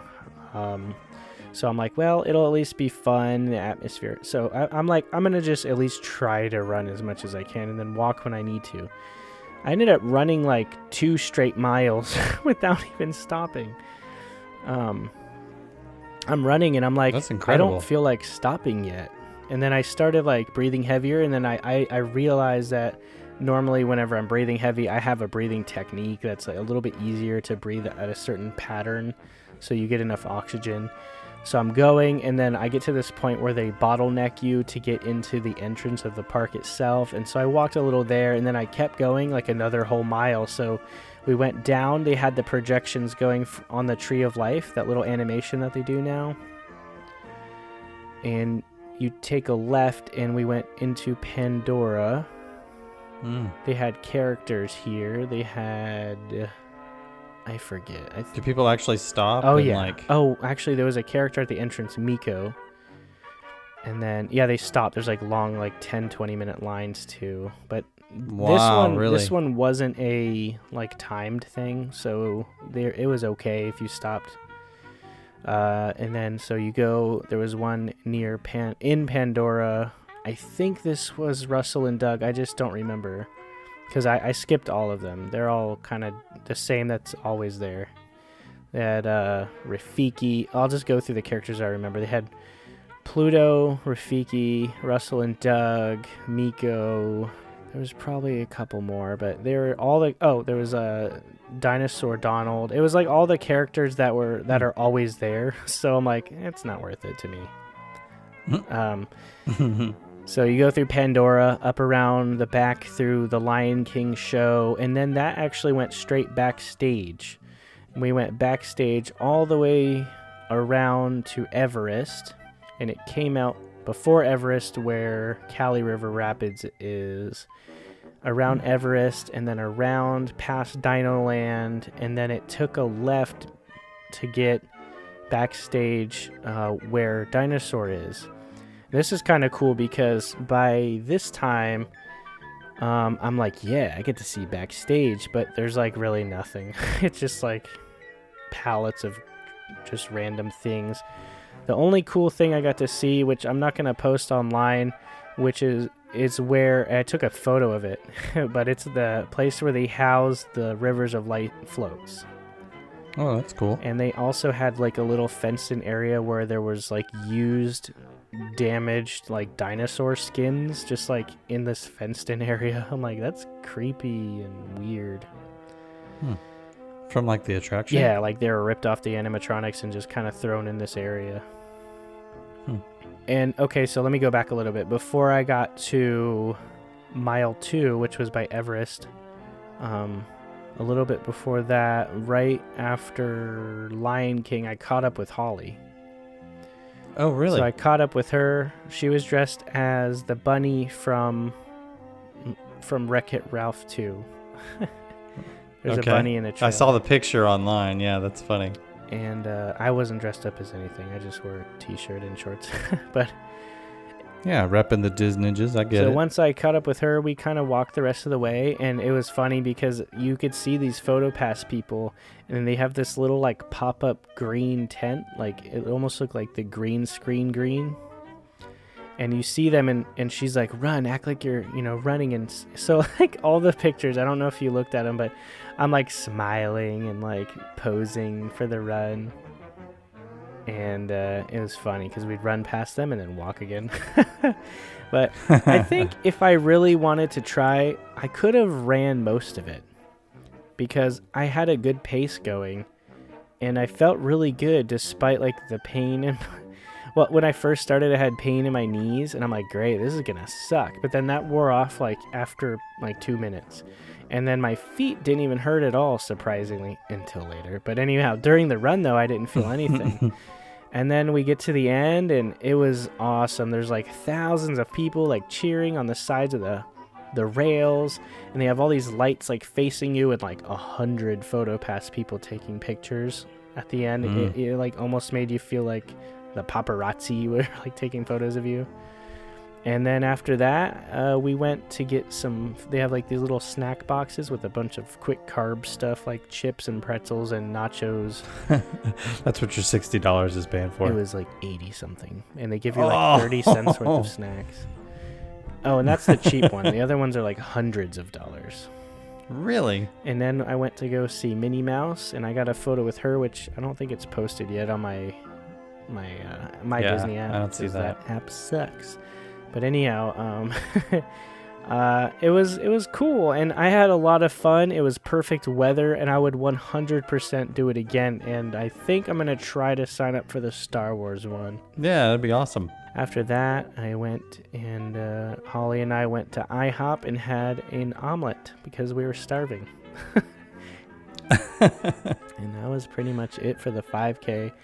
I had a lot of fun, so I would do it. If you guys are interested in doing it, if you're just now starting out, just message me. And also check out the Diz Ninjas show. It's where Jonathan Johnson and I talk about things like motivation and getting started, or if you're continuing on your journey to fitness, or if you're already there and just kind of maintaining. It's a lot of fun, and we're going to be recording this weekend that the show's being released. So... look out for that. Yeah, tell people the full title. It's called Diz Ninjas Smash Fitness, and SMASH actually is an acronym, which we'll get into later. And is it D-I-Z? Yes. Diz there you go. Ninjas with an S at the end. Smash Fitness. Yes. It's easily... you're easily able to find it on iTunes, Stitcher, and on Google Play. So anyhow. All right. That was a lot of fun, and after that, Joey, I went back, I showered, I immediately headed over to Hollywood Studios around the time they were opening. So at this point, I had like hours worth of a day already behind me. I was so tired. I only had about 5 hours of sleep. I woke up at 3 a.m., just like I do every day. And then I tried to get out of the car. Why not do it on your day off, right? It's awesome. And I had my medal on, because that's the thing you do, is wear your medal to the parks after you earn it. And then I stumbled into the park. I was in complete pain. I actually forgot where I parked until later on. I'm like, I guess it's down this way. And you were so exhausted. That's hilarious. So you want to know the reason why I was at Hollywood Studios? Was it to shoot a 20-minute Facebook Live video? Exactly that reason. I went all the way there, and that's all I did. I love doing that. Actually, no. I'm watching it right now. I'm just watching you walk around. It looked like an incredibly beautiful day. I mean, the sky's blue. It was like 75 with a breeze, no clouds. Oh, now, it was amazing. Awesome. That day was the perfect weather to be at a park. It's like, it's warm, but not hot. You probably, it was just really nice. And that's like my favorite time to go to the parks.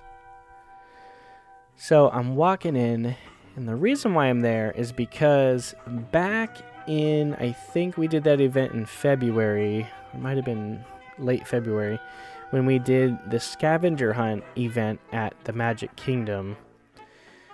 There was like 250 people, something like that, that showed up. And two of them were a girl named Jordan and her mom Vicky, and they were at this event, and really nice. I kind of got to chit-chat with a lot of people, but whenever there's 200 of them and the event's only 3 hours, it's kind of hard to talk to everyone, and a lot of people kind of left, and they were in their own groups, so it was kind of rough. So I didn't get to meet with them much there. They were really nice, and then out of nowhere, about 2 weeks ago, Joey, Jordan messages me, and she's like, hey, we're going to have lunch with an Imagineer. Do you want to join us? And I'm like, yes, I do. When is it? And it's like, she's like, it's the same day as the 5K. I'm like, crap. And I'm like, wait a minute. The 5K is at like 5 a.m.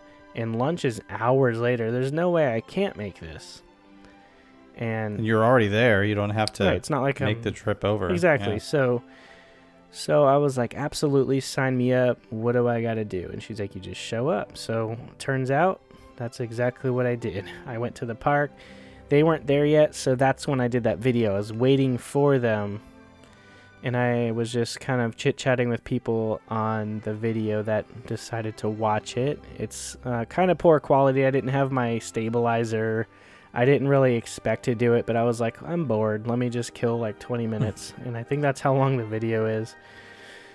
Yeah, you should do that more often. I should, and I probably will. And I might do one on this week coming up, but I'm not sure yet, so don't quote me on it. So they showed up, and I was able to grab a Star Tours Fastpass, since that was the first one they had. They also had a Slinky Dog, which I wasn't able to get, obviously. So we went over, we did Star Tours, and it was the episode 1 version for both sections. I'm like, gross. Like, we did the pod. Why is that gross? Because that's the worst. Were you hoping to get a little Rogue One action or besides that? Crate. It was like the pod racing and then the Jar Jar Binks section, and I'm like, great. Yeah, but that's fun. Nah. The pod racing one is like, I thought that was one of the best ones. One. So, anyhow, they actually redid the shop there, and it's more wide open. They kind of made it flow a little bit nicer. So yeah, that happened.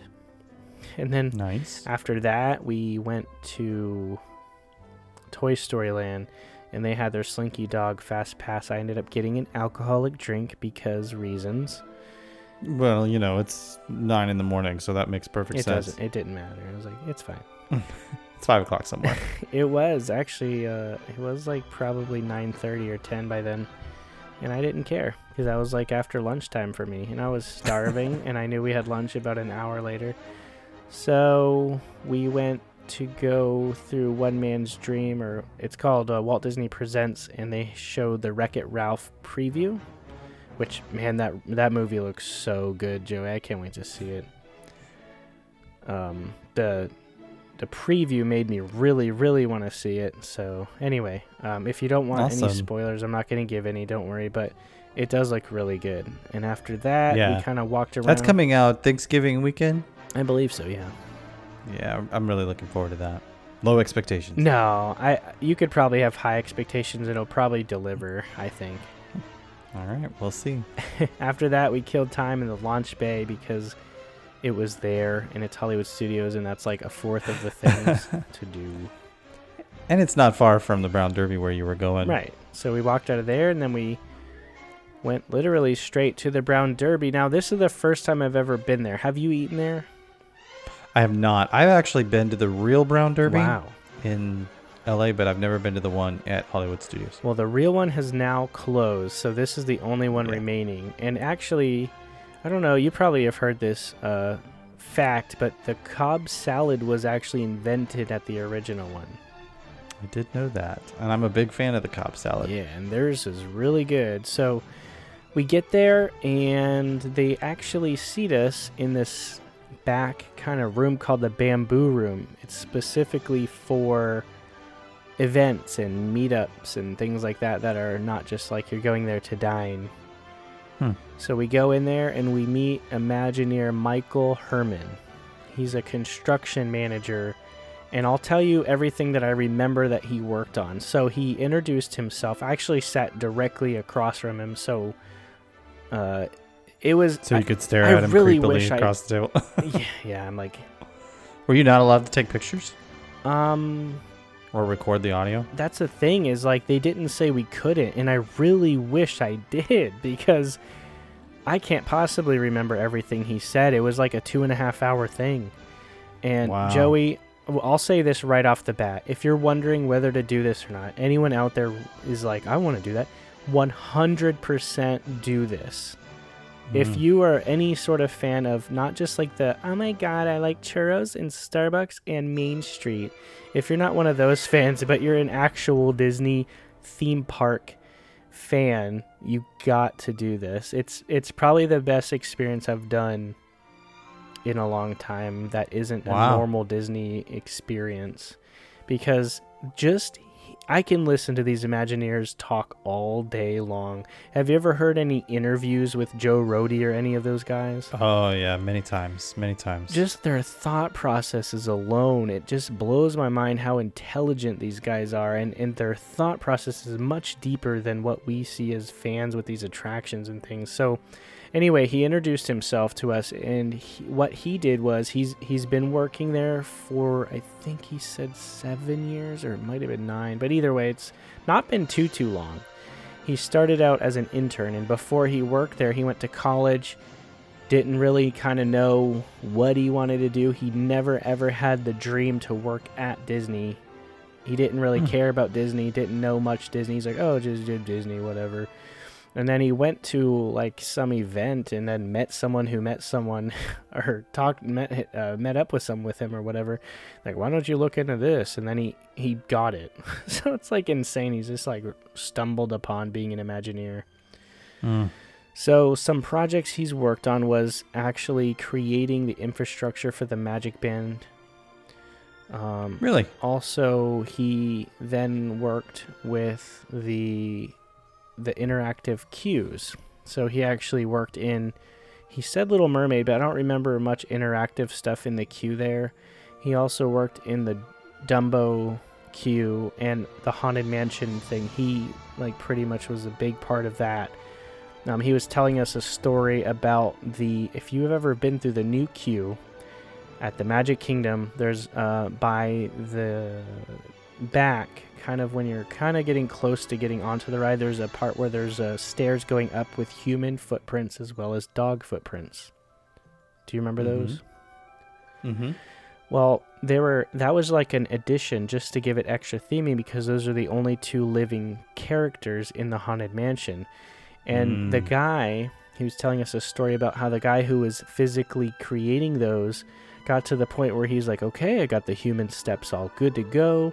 Now I'm going to work on the dog steps. And then he's like kind of pressing them into the pavement. And then he's like, oh no, we got to redo all of this. I screwed up the feet prints. They're going kind of into the wall because of the way he's walking with the person.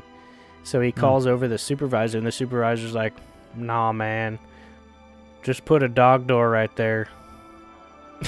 And like, he's like, well, that's how that got created, because instead of it being like a pre-planned theme, it was just, well, they ran into a mistake and they made something out of that, and now it fits perfectly. Yeah, that's awesome. I love stories like that. What he said he also worked on was, okay, when he first got hired, he said, what I want out of this company is to travel abroad. So they came back later on down the road, and they're like, hey, we have this little project for you. And he's like, sure, I'll do it. Where is it? Overseas? Oh, great, yeah. What is it? Oh, you're going to be overseeing their equivalent to Adventureland called Adventure Isle. So he was the project manager there, the construction manager there at Adventure Isle in Shanghai. Did I do it right? Good job. Yeah, you nailed it. So he was the leader over there, and wow. And so he got there, and it was the tail end. He said this is like a 6-year project, 3 years in the studios or the offices, and 3 years working on the construction of it. And he got there the last year. I guess they let the guy go who was there before because just things weren't on time. It was just not going great at all. He shows up and he turned things around. He was there for the major part of building Pirates. So he said that it was basically things weren't going right. It was a whole different... Okay, I asked him a question. I said, what was the hardest part of your career so far? And he said was acclimating to the culture over there because they have an entirely different way of doing business and work and getting these workers to do certain things the certain way. He said he had to redo how he approached them. And what I mean by that is what he was saying is instead of just saying, guys, this is running late, what are you going to do to kind of speed it up? It's a different culture where they have different pride. So he said, instead of saying like, we need to hurry this up, he said, what would your family think if they knew that this is the work you're putting out? It's like, wow. Yeah, it's like that psychology. And he said stuff like, if you brought your family here right now and you knew it wasn't done, what would they think? And it got them to think that. So, and then they sped it up. He said when he showed up, his attraction open date projections were after the parks opened by like 6 months. So and he said that like just working on different tactics to, fix all that brought the time back up to being on time. So different things are crazy over there. He was saying that it's hard to get certain people to do certain things, but they took a look at the culture and said it's totally different. He said, what do families have in America? We have a mom, a dad, and 2 to 3 kids.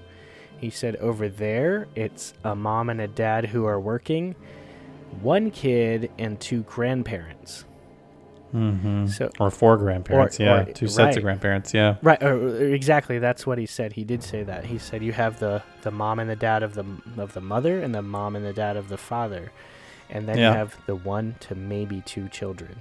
So then so you have the wealth of 6 adults caring for this 1 child. Right. And they were saying that the relationship between the mom and the dad and the children aren't as good as the grandparents and the kids. So they had to think about how they lay this park out. Are they going to have a ton of thrill rides? No. They have a lot more stage shows. And guess what? I don't know if you've seen photos, but there are 1,000 more benches in their hub area. They said the reason why is because these older people who come to the park with their grandkids aren't going to want to just stand around and watch fireworks. They wanted to sit down, so they added a lot more benches, a lot more stage shows, less extremely thrilling things because these older people are bringing their grandkids here mostly. He said that a lot of the pride once the park opened was like choking him up because what they did was they did a bunch of test runs and soft openings, and what they did was they sent these construction worker companies like thousands of tickets to give to their lobies, and they said, bring all your family, bring all your friends, we want to see what you think of the park. And he said that what was choking him up is these people were coming in like their suits and stuff, like so proud of what they created. And just the mentality over there was, he said, was pretty much the best experience he's ever had working for the company. And I'm probably missing a million details. He talked about like how Imagineering is not like, hey, you're good at lighting, so we need you. It's more like, hey, we need you, and we need to figure this out. And even if you don't know how to do it, we need to figure it out. And that's what Walt used to have people do. If you remember, Exitentia was like a background artist for the shorts and the cartoons. And he's like, yeah, I need you to write the script and the music for Haunted Mansion. And he's like, I've never done that. And he's like, yeah, you'll be fine. And sure enough, we have Grim Grinning Ghost. And it's like one of the most catchy and the Pirates. And the Pirates of the Caribbean, yeah. Yeah, and that's what Walt did, and that's what they still do. They're like, hey, man, we need this pump to pump this water up to this mountain, and that's what we got to do. And he's like, I know nothing about that, but I'll go get the right people to do it. And he said that the people that created these mountain facades over there also did the Seven Dwarfs Mine Train Mountains and some other stuff, and then went over there and and worked on that. So he said that was pretty much one of the highlights he had overseas. There's a bunch of other stuff I'm probably missing because he was talking so quickly, and so much information was said. But also, I mean, I don't want to give away the whole entire thing because this is something that you're going to have probably a different Imagineer and a different experience, but it's something you got to go see. So he told us that he's currently working on Mickey and Minnie's Runaway Railway. So obviously he wasn't going to say much about that, which we kind of already know a lot from, well, if you listen to the show, you know that it's going to be something where there's a handful of animatronics. It's a 2.5D, so there's a lot of projections. It's a trackless ride like Ratatouille, and it's going to be, I think, less than 10 minutes long for the entire attraction. So, I mean, from the way he was saying it, and I know, of course, he's going to say it like this because he's biased, but he was saying that it's going to be absolutely incredible and blow us away. Well, he's working on it, so of course he's going to say that, but I'm sure it's going to be incredible. You were telling me earlier how, this is one of those situations where it's Mickey's attraction, right? They're going to put all they can into it to make it amazing. I'm sure they wouldn't have taken out Great Movie Ride if they hadn't come up with some really incredible idea. My biggest concern is that they're going to get moving down the track and then budgets will get cut, right? Like economy downturn or economic downturn, that kind of stuff. He did mention that this is what's kind of crazy. He was saying that the hurricane in Texas last year was something that gave them a major setback with PVC. He said there's tons and tons of conduit. There's more stuff that's running through that building that has nothing to do with the Great Movie Ride or Mickey and Minnie's Runaway Railway because of where it is. And he said to redo that stuff and then also create everything you need for projectors and this and that. They had like a major setback, but they're still on track, I guess. But you're right though, like little things, and he was vaguely explaining the entire process from like concept to it being released to the fans, and it's insane. Like, we had those the people online that are like, well, they finally built the Frozen ride like 3 years after the movie came out, but it's really a whole major process, and they were gung-ho on that as well. So he was saying that what it is like they decide on the need. So he said they looked at this park, they said there's a need for something better, and what we have here is an attraction that's not really doing anything. It's just like, oh, there's a handful of people a day and it's just sitting there and they need something new. And they said the need is for something like a Mickey ride. So he said it was something like a year or two of planning, and 6 months before he even got it, they were finalizing everything and planning 6 months before they gave him anything, they were planning like how to get rid of the Great Movie Ride and how to make it a smooth transition to close the ride. And he said, sure enough, after the final ride, they had a party, and as soon as the party was over, they closed the building, and they're like, they just locked it up, and they said, it's ours now. They went through and tagged everything that they wanted to save and tagged everything they wanted to trash. And he said it's just, even with getting rid of the stuff, there's a proper way of trashing it so the eBayers don't like rummage through the trash and then start selling things. So they had to do everything properly and also like maintain a lot of the archive stuff. They had a lot of items, he said, that have to go back to the owners. Like there's like dresses that were on loan for the attraction. Did you ask him about Stitch? Did any of that come up about how none of that stuff seemed to, or did you not want to mention the fact that you actually saw photos I did not say anything that would... the whole conversation was really positive, and no one really dogged him. There was like maybe 12 of us total, and 9 of us in the whole room, and there was 2 younger kids. Like one was like 14 and one was like 17 or so. And they said like some, a younger type of question, like, why do rides break? So, and he's like, well, there's a lot of reasons why. Wear and tear. But he did like tie that into the mistakes they made before or lessons they learned turn into something that innovate the future rides. For instance, he said like with Soarin', if that projector goes out, that ride's down. But he says with this, here's what they are doing. He kind of like in a roundabout way said some new way that they're going to make this ride like hardly go down. Is it's a lot of projectors, but he said back in the day, ride goes down, they have to bring like a little forklift in there, go replace it, turn it on, blah, blah, and then the ride will come back up like a couple hours later. He said with this, you can halt the ride vehicles or just stop anyone from getting on, for a few minutes, go on this catwalk, and he said the projectors are on like these drawers where you kind of roll it back, replace it, and then roll the next one in, and then the ride can keep going. It's kind of insane. Oh, that's brilliant. Right, and it's like the simplest things turn an entire flow of the ride attraction back to working and everything. So that was that. I'm trying to think of the other questions I asked him.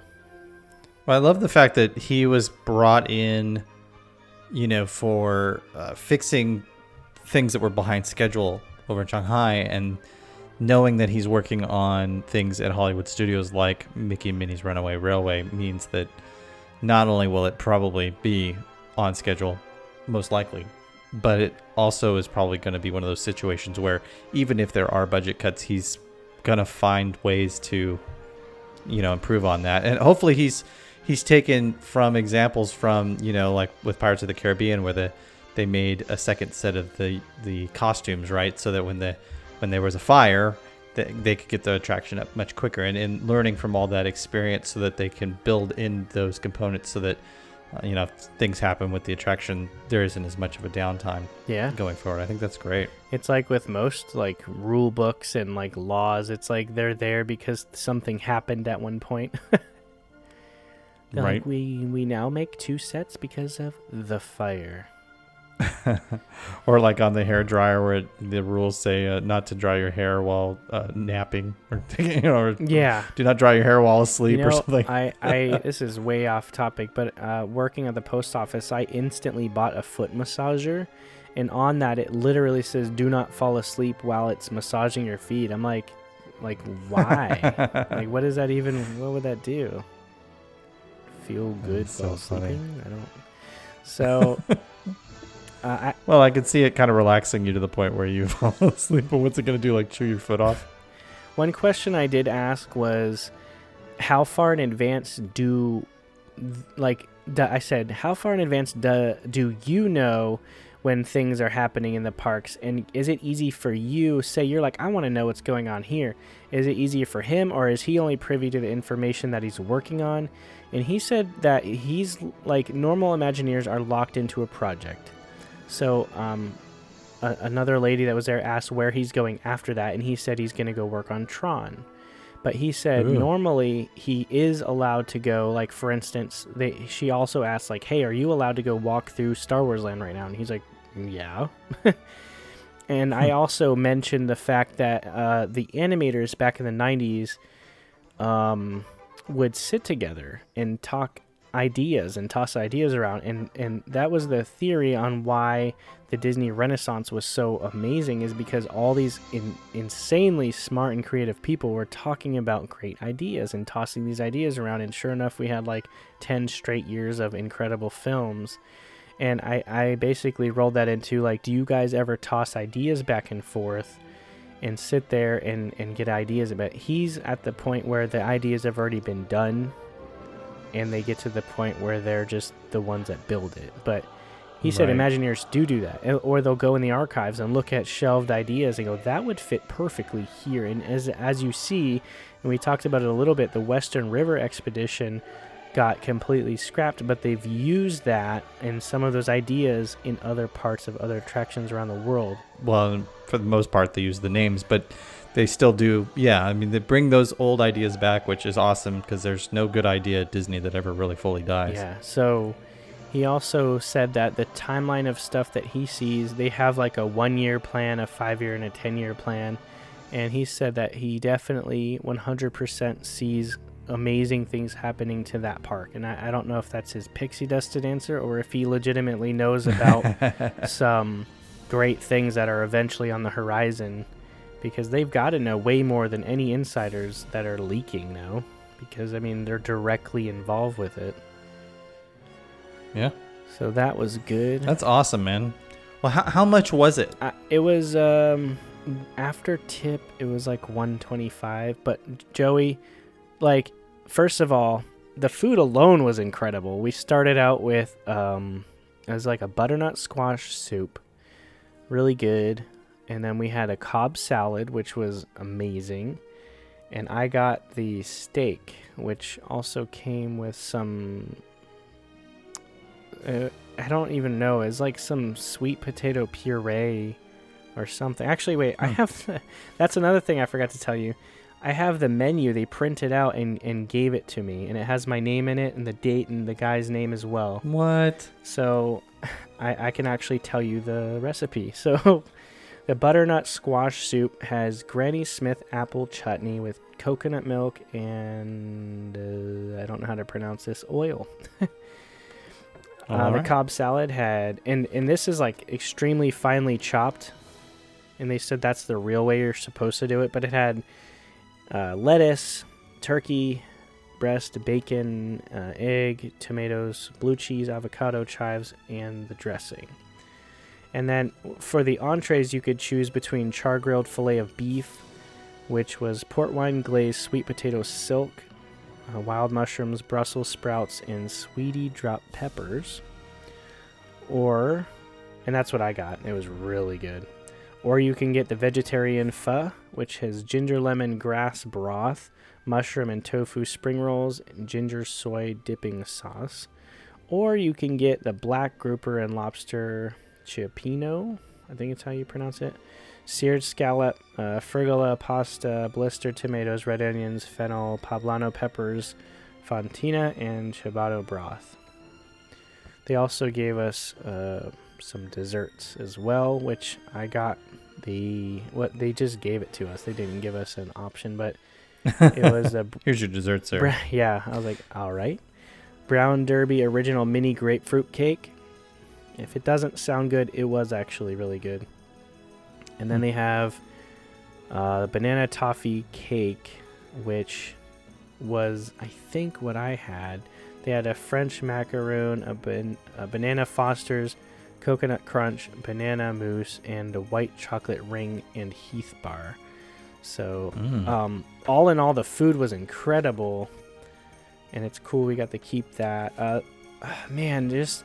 The conversation, though, it was so good and so engaging, and he was such a friendly guy and so brilliant, and it's incredible that Disney finds these talents and molds these people to be exactly what they need, and they do produce amazing things for the company and for the guests. I mean, he really, you could tell he had a huge heart. He was, he's talking about the passion he has for his job, and someone even asked, like, where do you go from here? Is this your dream job, or do you have bigger plans? And he said, this is my dream job. This is exactly what I love doing. He said, I enjoy every day. And he said, just every day is just so great. And even working through problems is his favorite thing. He said, even when he has a bad day, it's like kind of a good day because it's more things he can figure out how to fix. And, I'm forgetting so many things, but Joey, this was like a 2-hour lunch, and it was so full of just conversation, and I 100% suggest you do this, especially with your love and passion for like the ins and outs and how it works, and also just the creativity and everything. I think you would absolutely love it. And I don't know how old you have to be, but your daughter might like it. I don't know. It might be something where they go off. I think I remember reading something about age restrictions, like 13 or something. But yeah, I mean, absolutely. I think she'd enjoy it too. She likes when I tell her stories about the behind the scenes stuff, so I'm sure she'd love it. Well, I would definitely. It might even inspire her. I mean, this mom had the two kids, and one was an artist and one was a musician, and they absolutely had a great time. We were talking a little bit after, and she said the reason why is because she wanted them to be sparked by someone who's already in this, and maybe it was something that's for them. The older kid was a senior in high school, already looking at great colleges for next year, for going in this type of work, and it's so cool because we talk about Epcot. I know we talk about Epcot and like the days of old and Innoventions and Communicore, but Innoventions back in the day sparked these types of things for people, and that's what I'm pretty much disappointed in Epcot. Is you walk in there now and it's just every shop is the same like Disney memorabilia, and there's nothing really you're learning anymore. You're not learning almost anything in those parks like you used to, and you're not getting that spark of imagination. As cliche as that sounds, like you don't really have that anymore. It's just like a quick entertainment. Boom, you're in the queue for this long.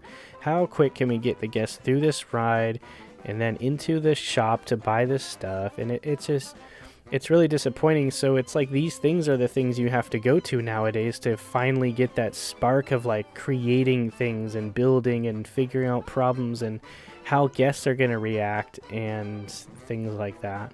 One question I did ask that just popped in my head was he did mention that he'll go on the message boards and like read what they're saying to see like how close they think they are to what's really happening.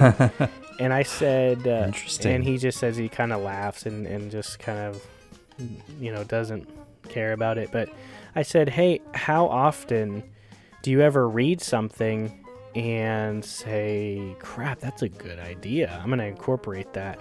He says they are told not to listen to fans. So he said that even if they read something that's like, man, that's really great, they're not supposed to use it, because imagine if they come up to him like 5 years later, like, that was my idea and you guys stole it, and then they get sued. So like, right. He says he has buddies like, dude, you should totally do this, you should totally do that. And he's but what if the fans are, right? The idea is something they were already planning on working on. Then the fan says, that was my idea, and you totally, I guess they could show documents that they had thought of the idea before the thing was posted online. Right, and he said they do run into that sometimes where it's like a similar idea, but he said, like a lot of it gets thrown out because it's like whenever it's too common of an idea, like imagine like they should make a trackless Figment ride, and then they're like, we already thought of that. Like, no, you took my idea. Like, well, that's a common ride system that they're now using, so it's like, and that's a little bit vague. Yeah. But they have to show a timeline. They can show that, hey, we came up with this idea and documented it on this date, but you posted online on that date, so clearly your idea didn't inspire us, right? Like, we had the idea already. Yeah. I remember when I worked at Disneyland, the guy that had come up with the idea for the Disney dollar, right? The currency that they used for years and years and years. He gave them the idea and had proof that he gave them the idea, but they never gave him any credit for it. He ended up suing and winning, and when they asked him in the end, what do you want? He was like, well, I want credit and I want to keep my job. And so he just went back to work. I think he was like an engineer or something, like on one of the attractions, like the Mark Twain or the trains or something. And so, if you guys know the story better than I do, please share it with us online. But, like they know from years of doing this, 60 plus years of running theme parks, that when they're developing something and somebody says, oh, that was my idea and you stole it from me, they have to show proof that they came up with it before the other person. And the other person has to prove that they documented or shared that idea before Disney's documents. It's an interesting game that they have to, a legal game that they have to play. Mm-hmm. Yeah, so I was just thinking, because we go on those boards and look at rumors, and I'm always wondering, like, I wonder if they ever read this and they're like, I'm stealing that idea. They listen to the One Little Spark podcast. Yeah. Steal our seems ideas like all the it, time. right, Joey? It seems like it. Well, now we know. We heard it right from the Imagineer's mouth. Again, I 100% recommend this. And they've done this. Jordan and Vicky, have done it before a couple years ago. They had a different Imagineer, and they said it was just as great as last time, and they would do it again, and I would do it again, and I mean, I might. You have to do it way out in advance, though, so whenever you know you're coming back to Walt Disney World, or even if they do it at Disneyland and you wanted to do it then look into it, because she said that they booked this like 6 months ago. Yeah. Well, you know, I'm going to be planning my trip long in advance, so once I know when I'm coming, I'll definitely let you know so we can book our lunch with an Imagineer. That sounds amazing. It sounds like it's worth every penny. I mean, the fact that you spent like 2.5 hours with them. Even if the lunch was at like the Backlot Express, it would be worth $100. Like when you're getting like a burger and fries. I mean, it was top-notch food, but I was there for the experience rather than the meal. Like, I mean, yeah, the meal was nice, and I would go back there as well, but man, like, I'd have a Disney quick service pizza to still have Welcome to the churro with an Imagineer. Yeah, because we were all it was like 20-30 minutes in between each course as well, so we're all sitting there just chit-chatting, and a lot of the people had some really, really good questions as well. Like, he asked us our favorite ride. He said his was Thunder Mountain, and he started, whenever he was talking about the Shanghai version of Pirates. You can call it Shanghai. I was just giving you a hard time. Yeah. Well, I was telling him, I was like, bring it here. And he's like, yeah, we hear that all the time. And I was like, no, seriously. I was like, please.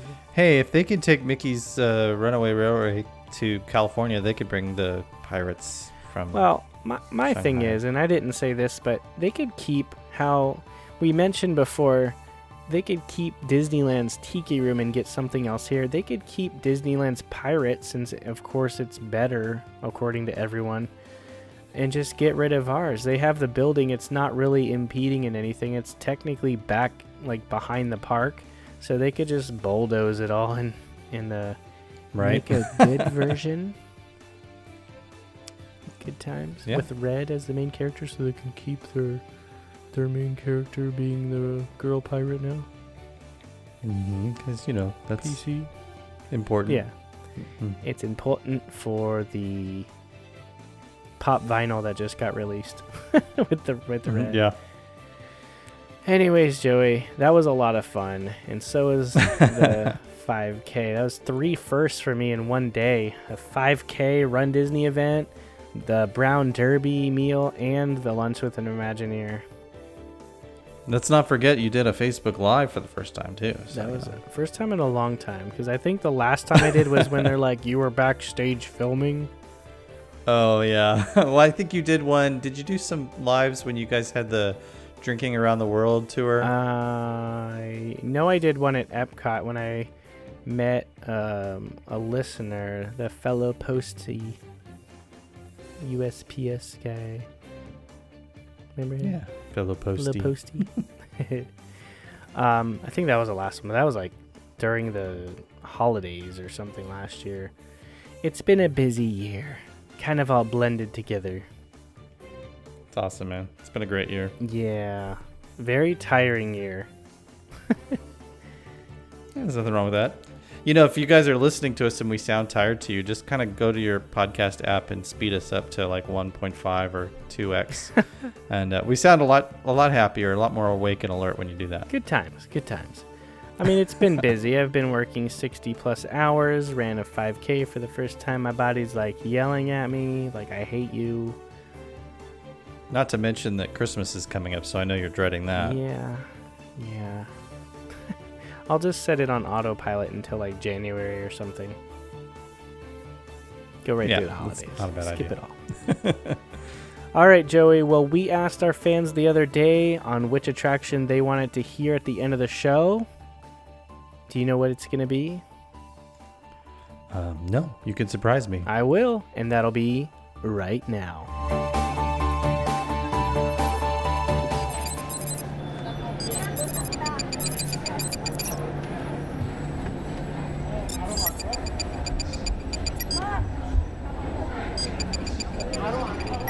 Hello. The seatbelt check is around the corner. For your safety, remain seated with your seatbelt fastened and your hands, arms, feet, and legs inside the vehicle at all times. And please supervise children. Thank you. Automated driving technology activated. Welcome to the sim track.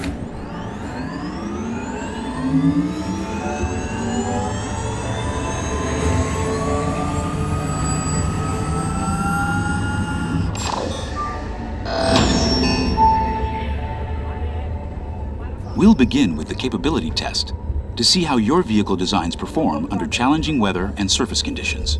Monitoring road surface. Connecting to OnStar.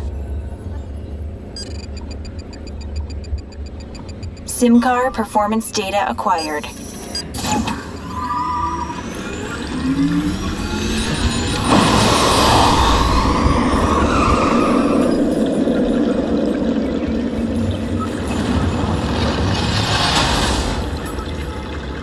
Let's see how your designs hold up now. Commencing SimCar off-road and extreme weather sequence.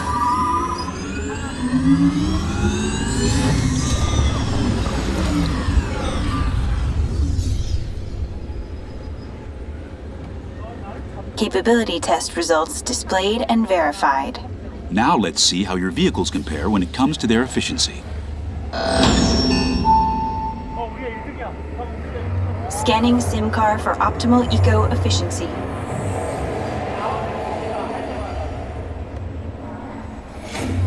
Engaging EcoScan for aerodynamic efficiency.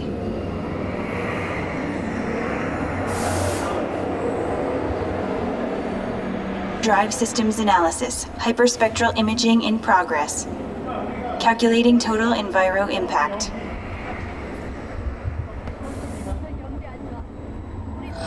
Commencing responsiveness test. Okay, the responsiveness data is now being synchronized. Automated driving technology verified and active.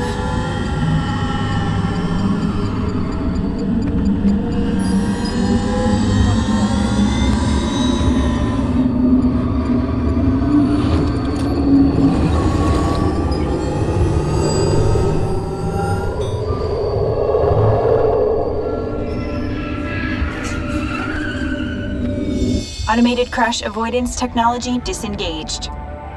Displaying responsiveness data. Here comes the final test. Energizing for power test.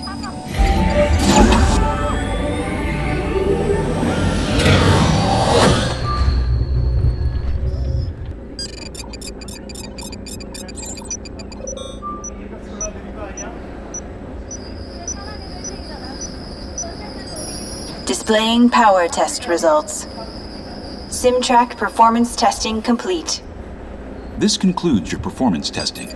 You'll be able to see how your Chevrolet custom concept vehicle designs compared with the SimCar after you disembark. Please watch your step as you exit, and remember to take all your personal belongings with you. Be sure to check your final performance numbers in our scoring area.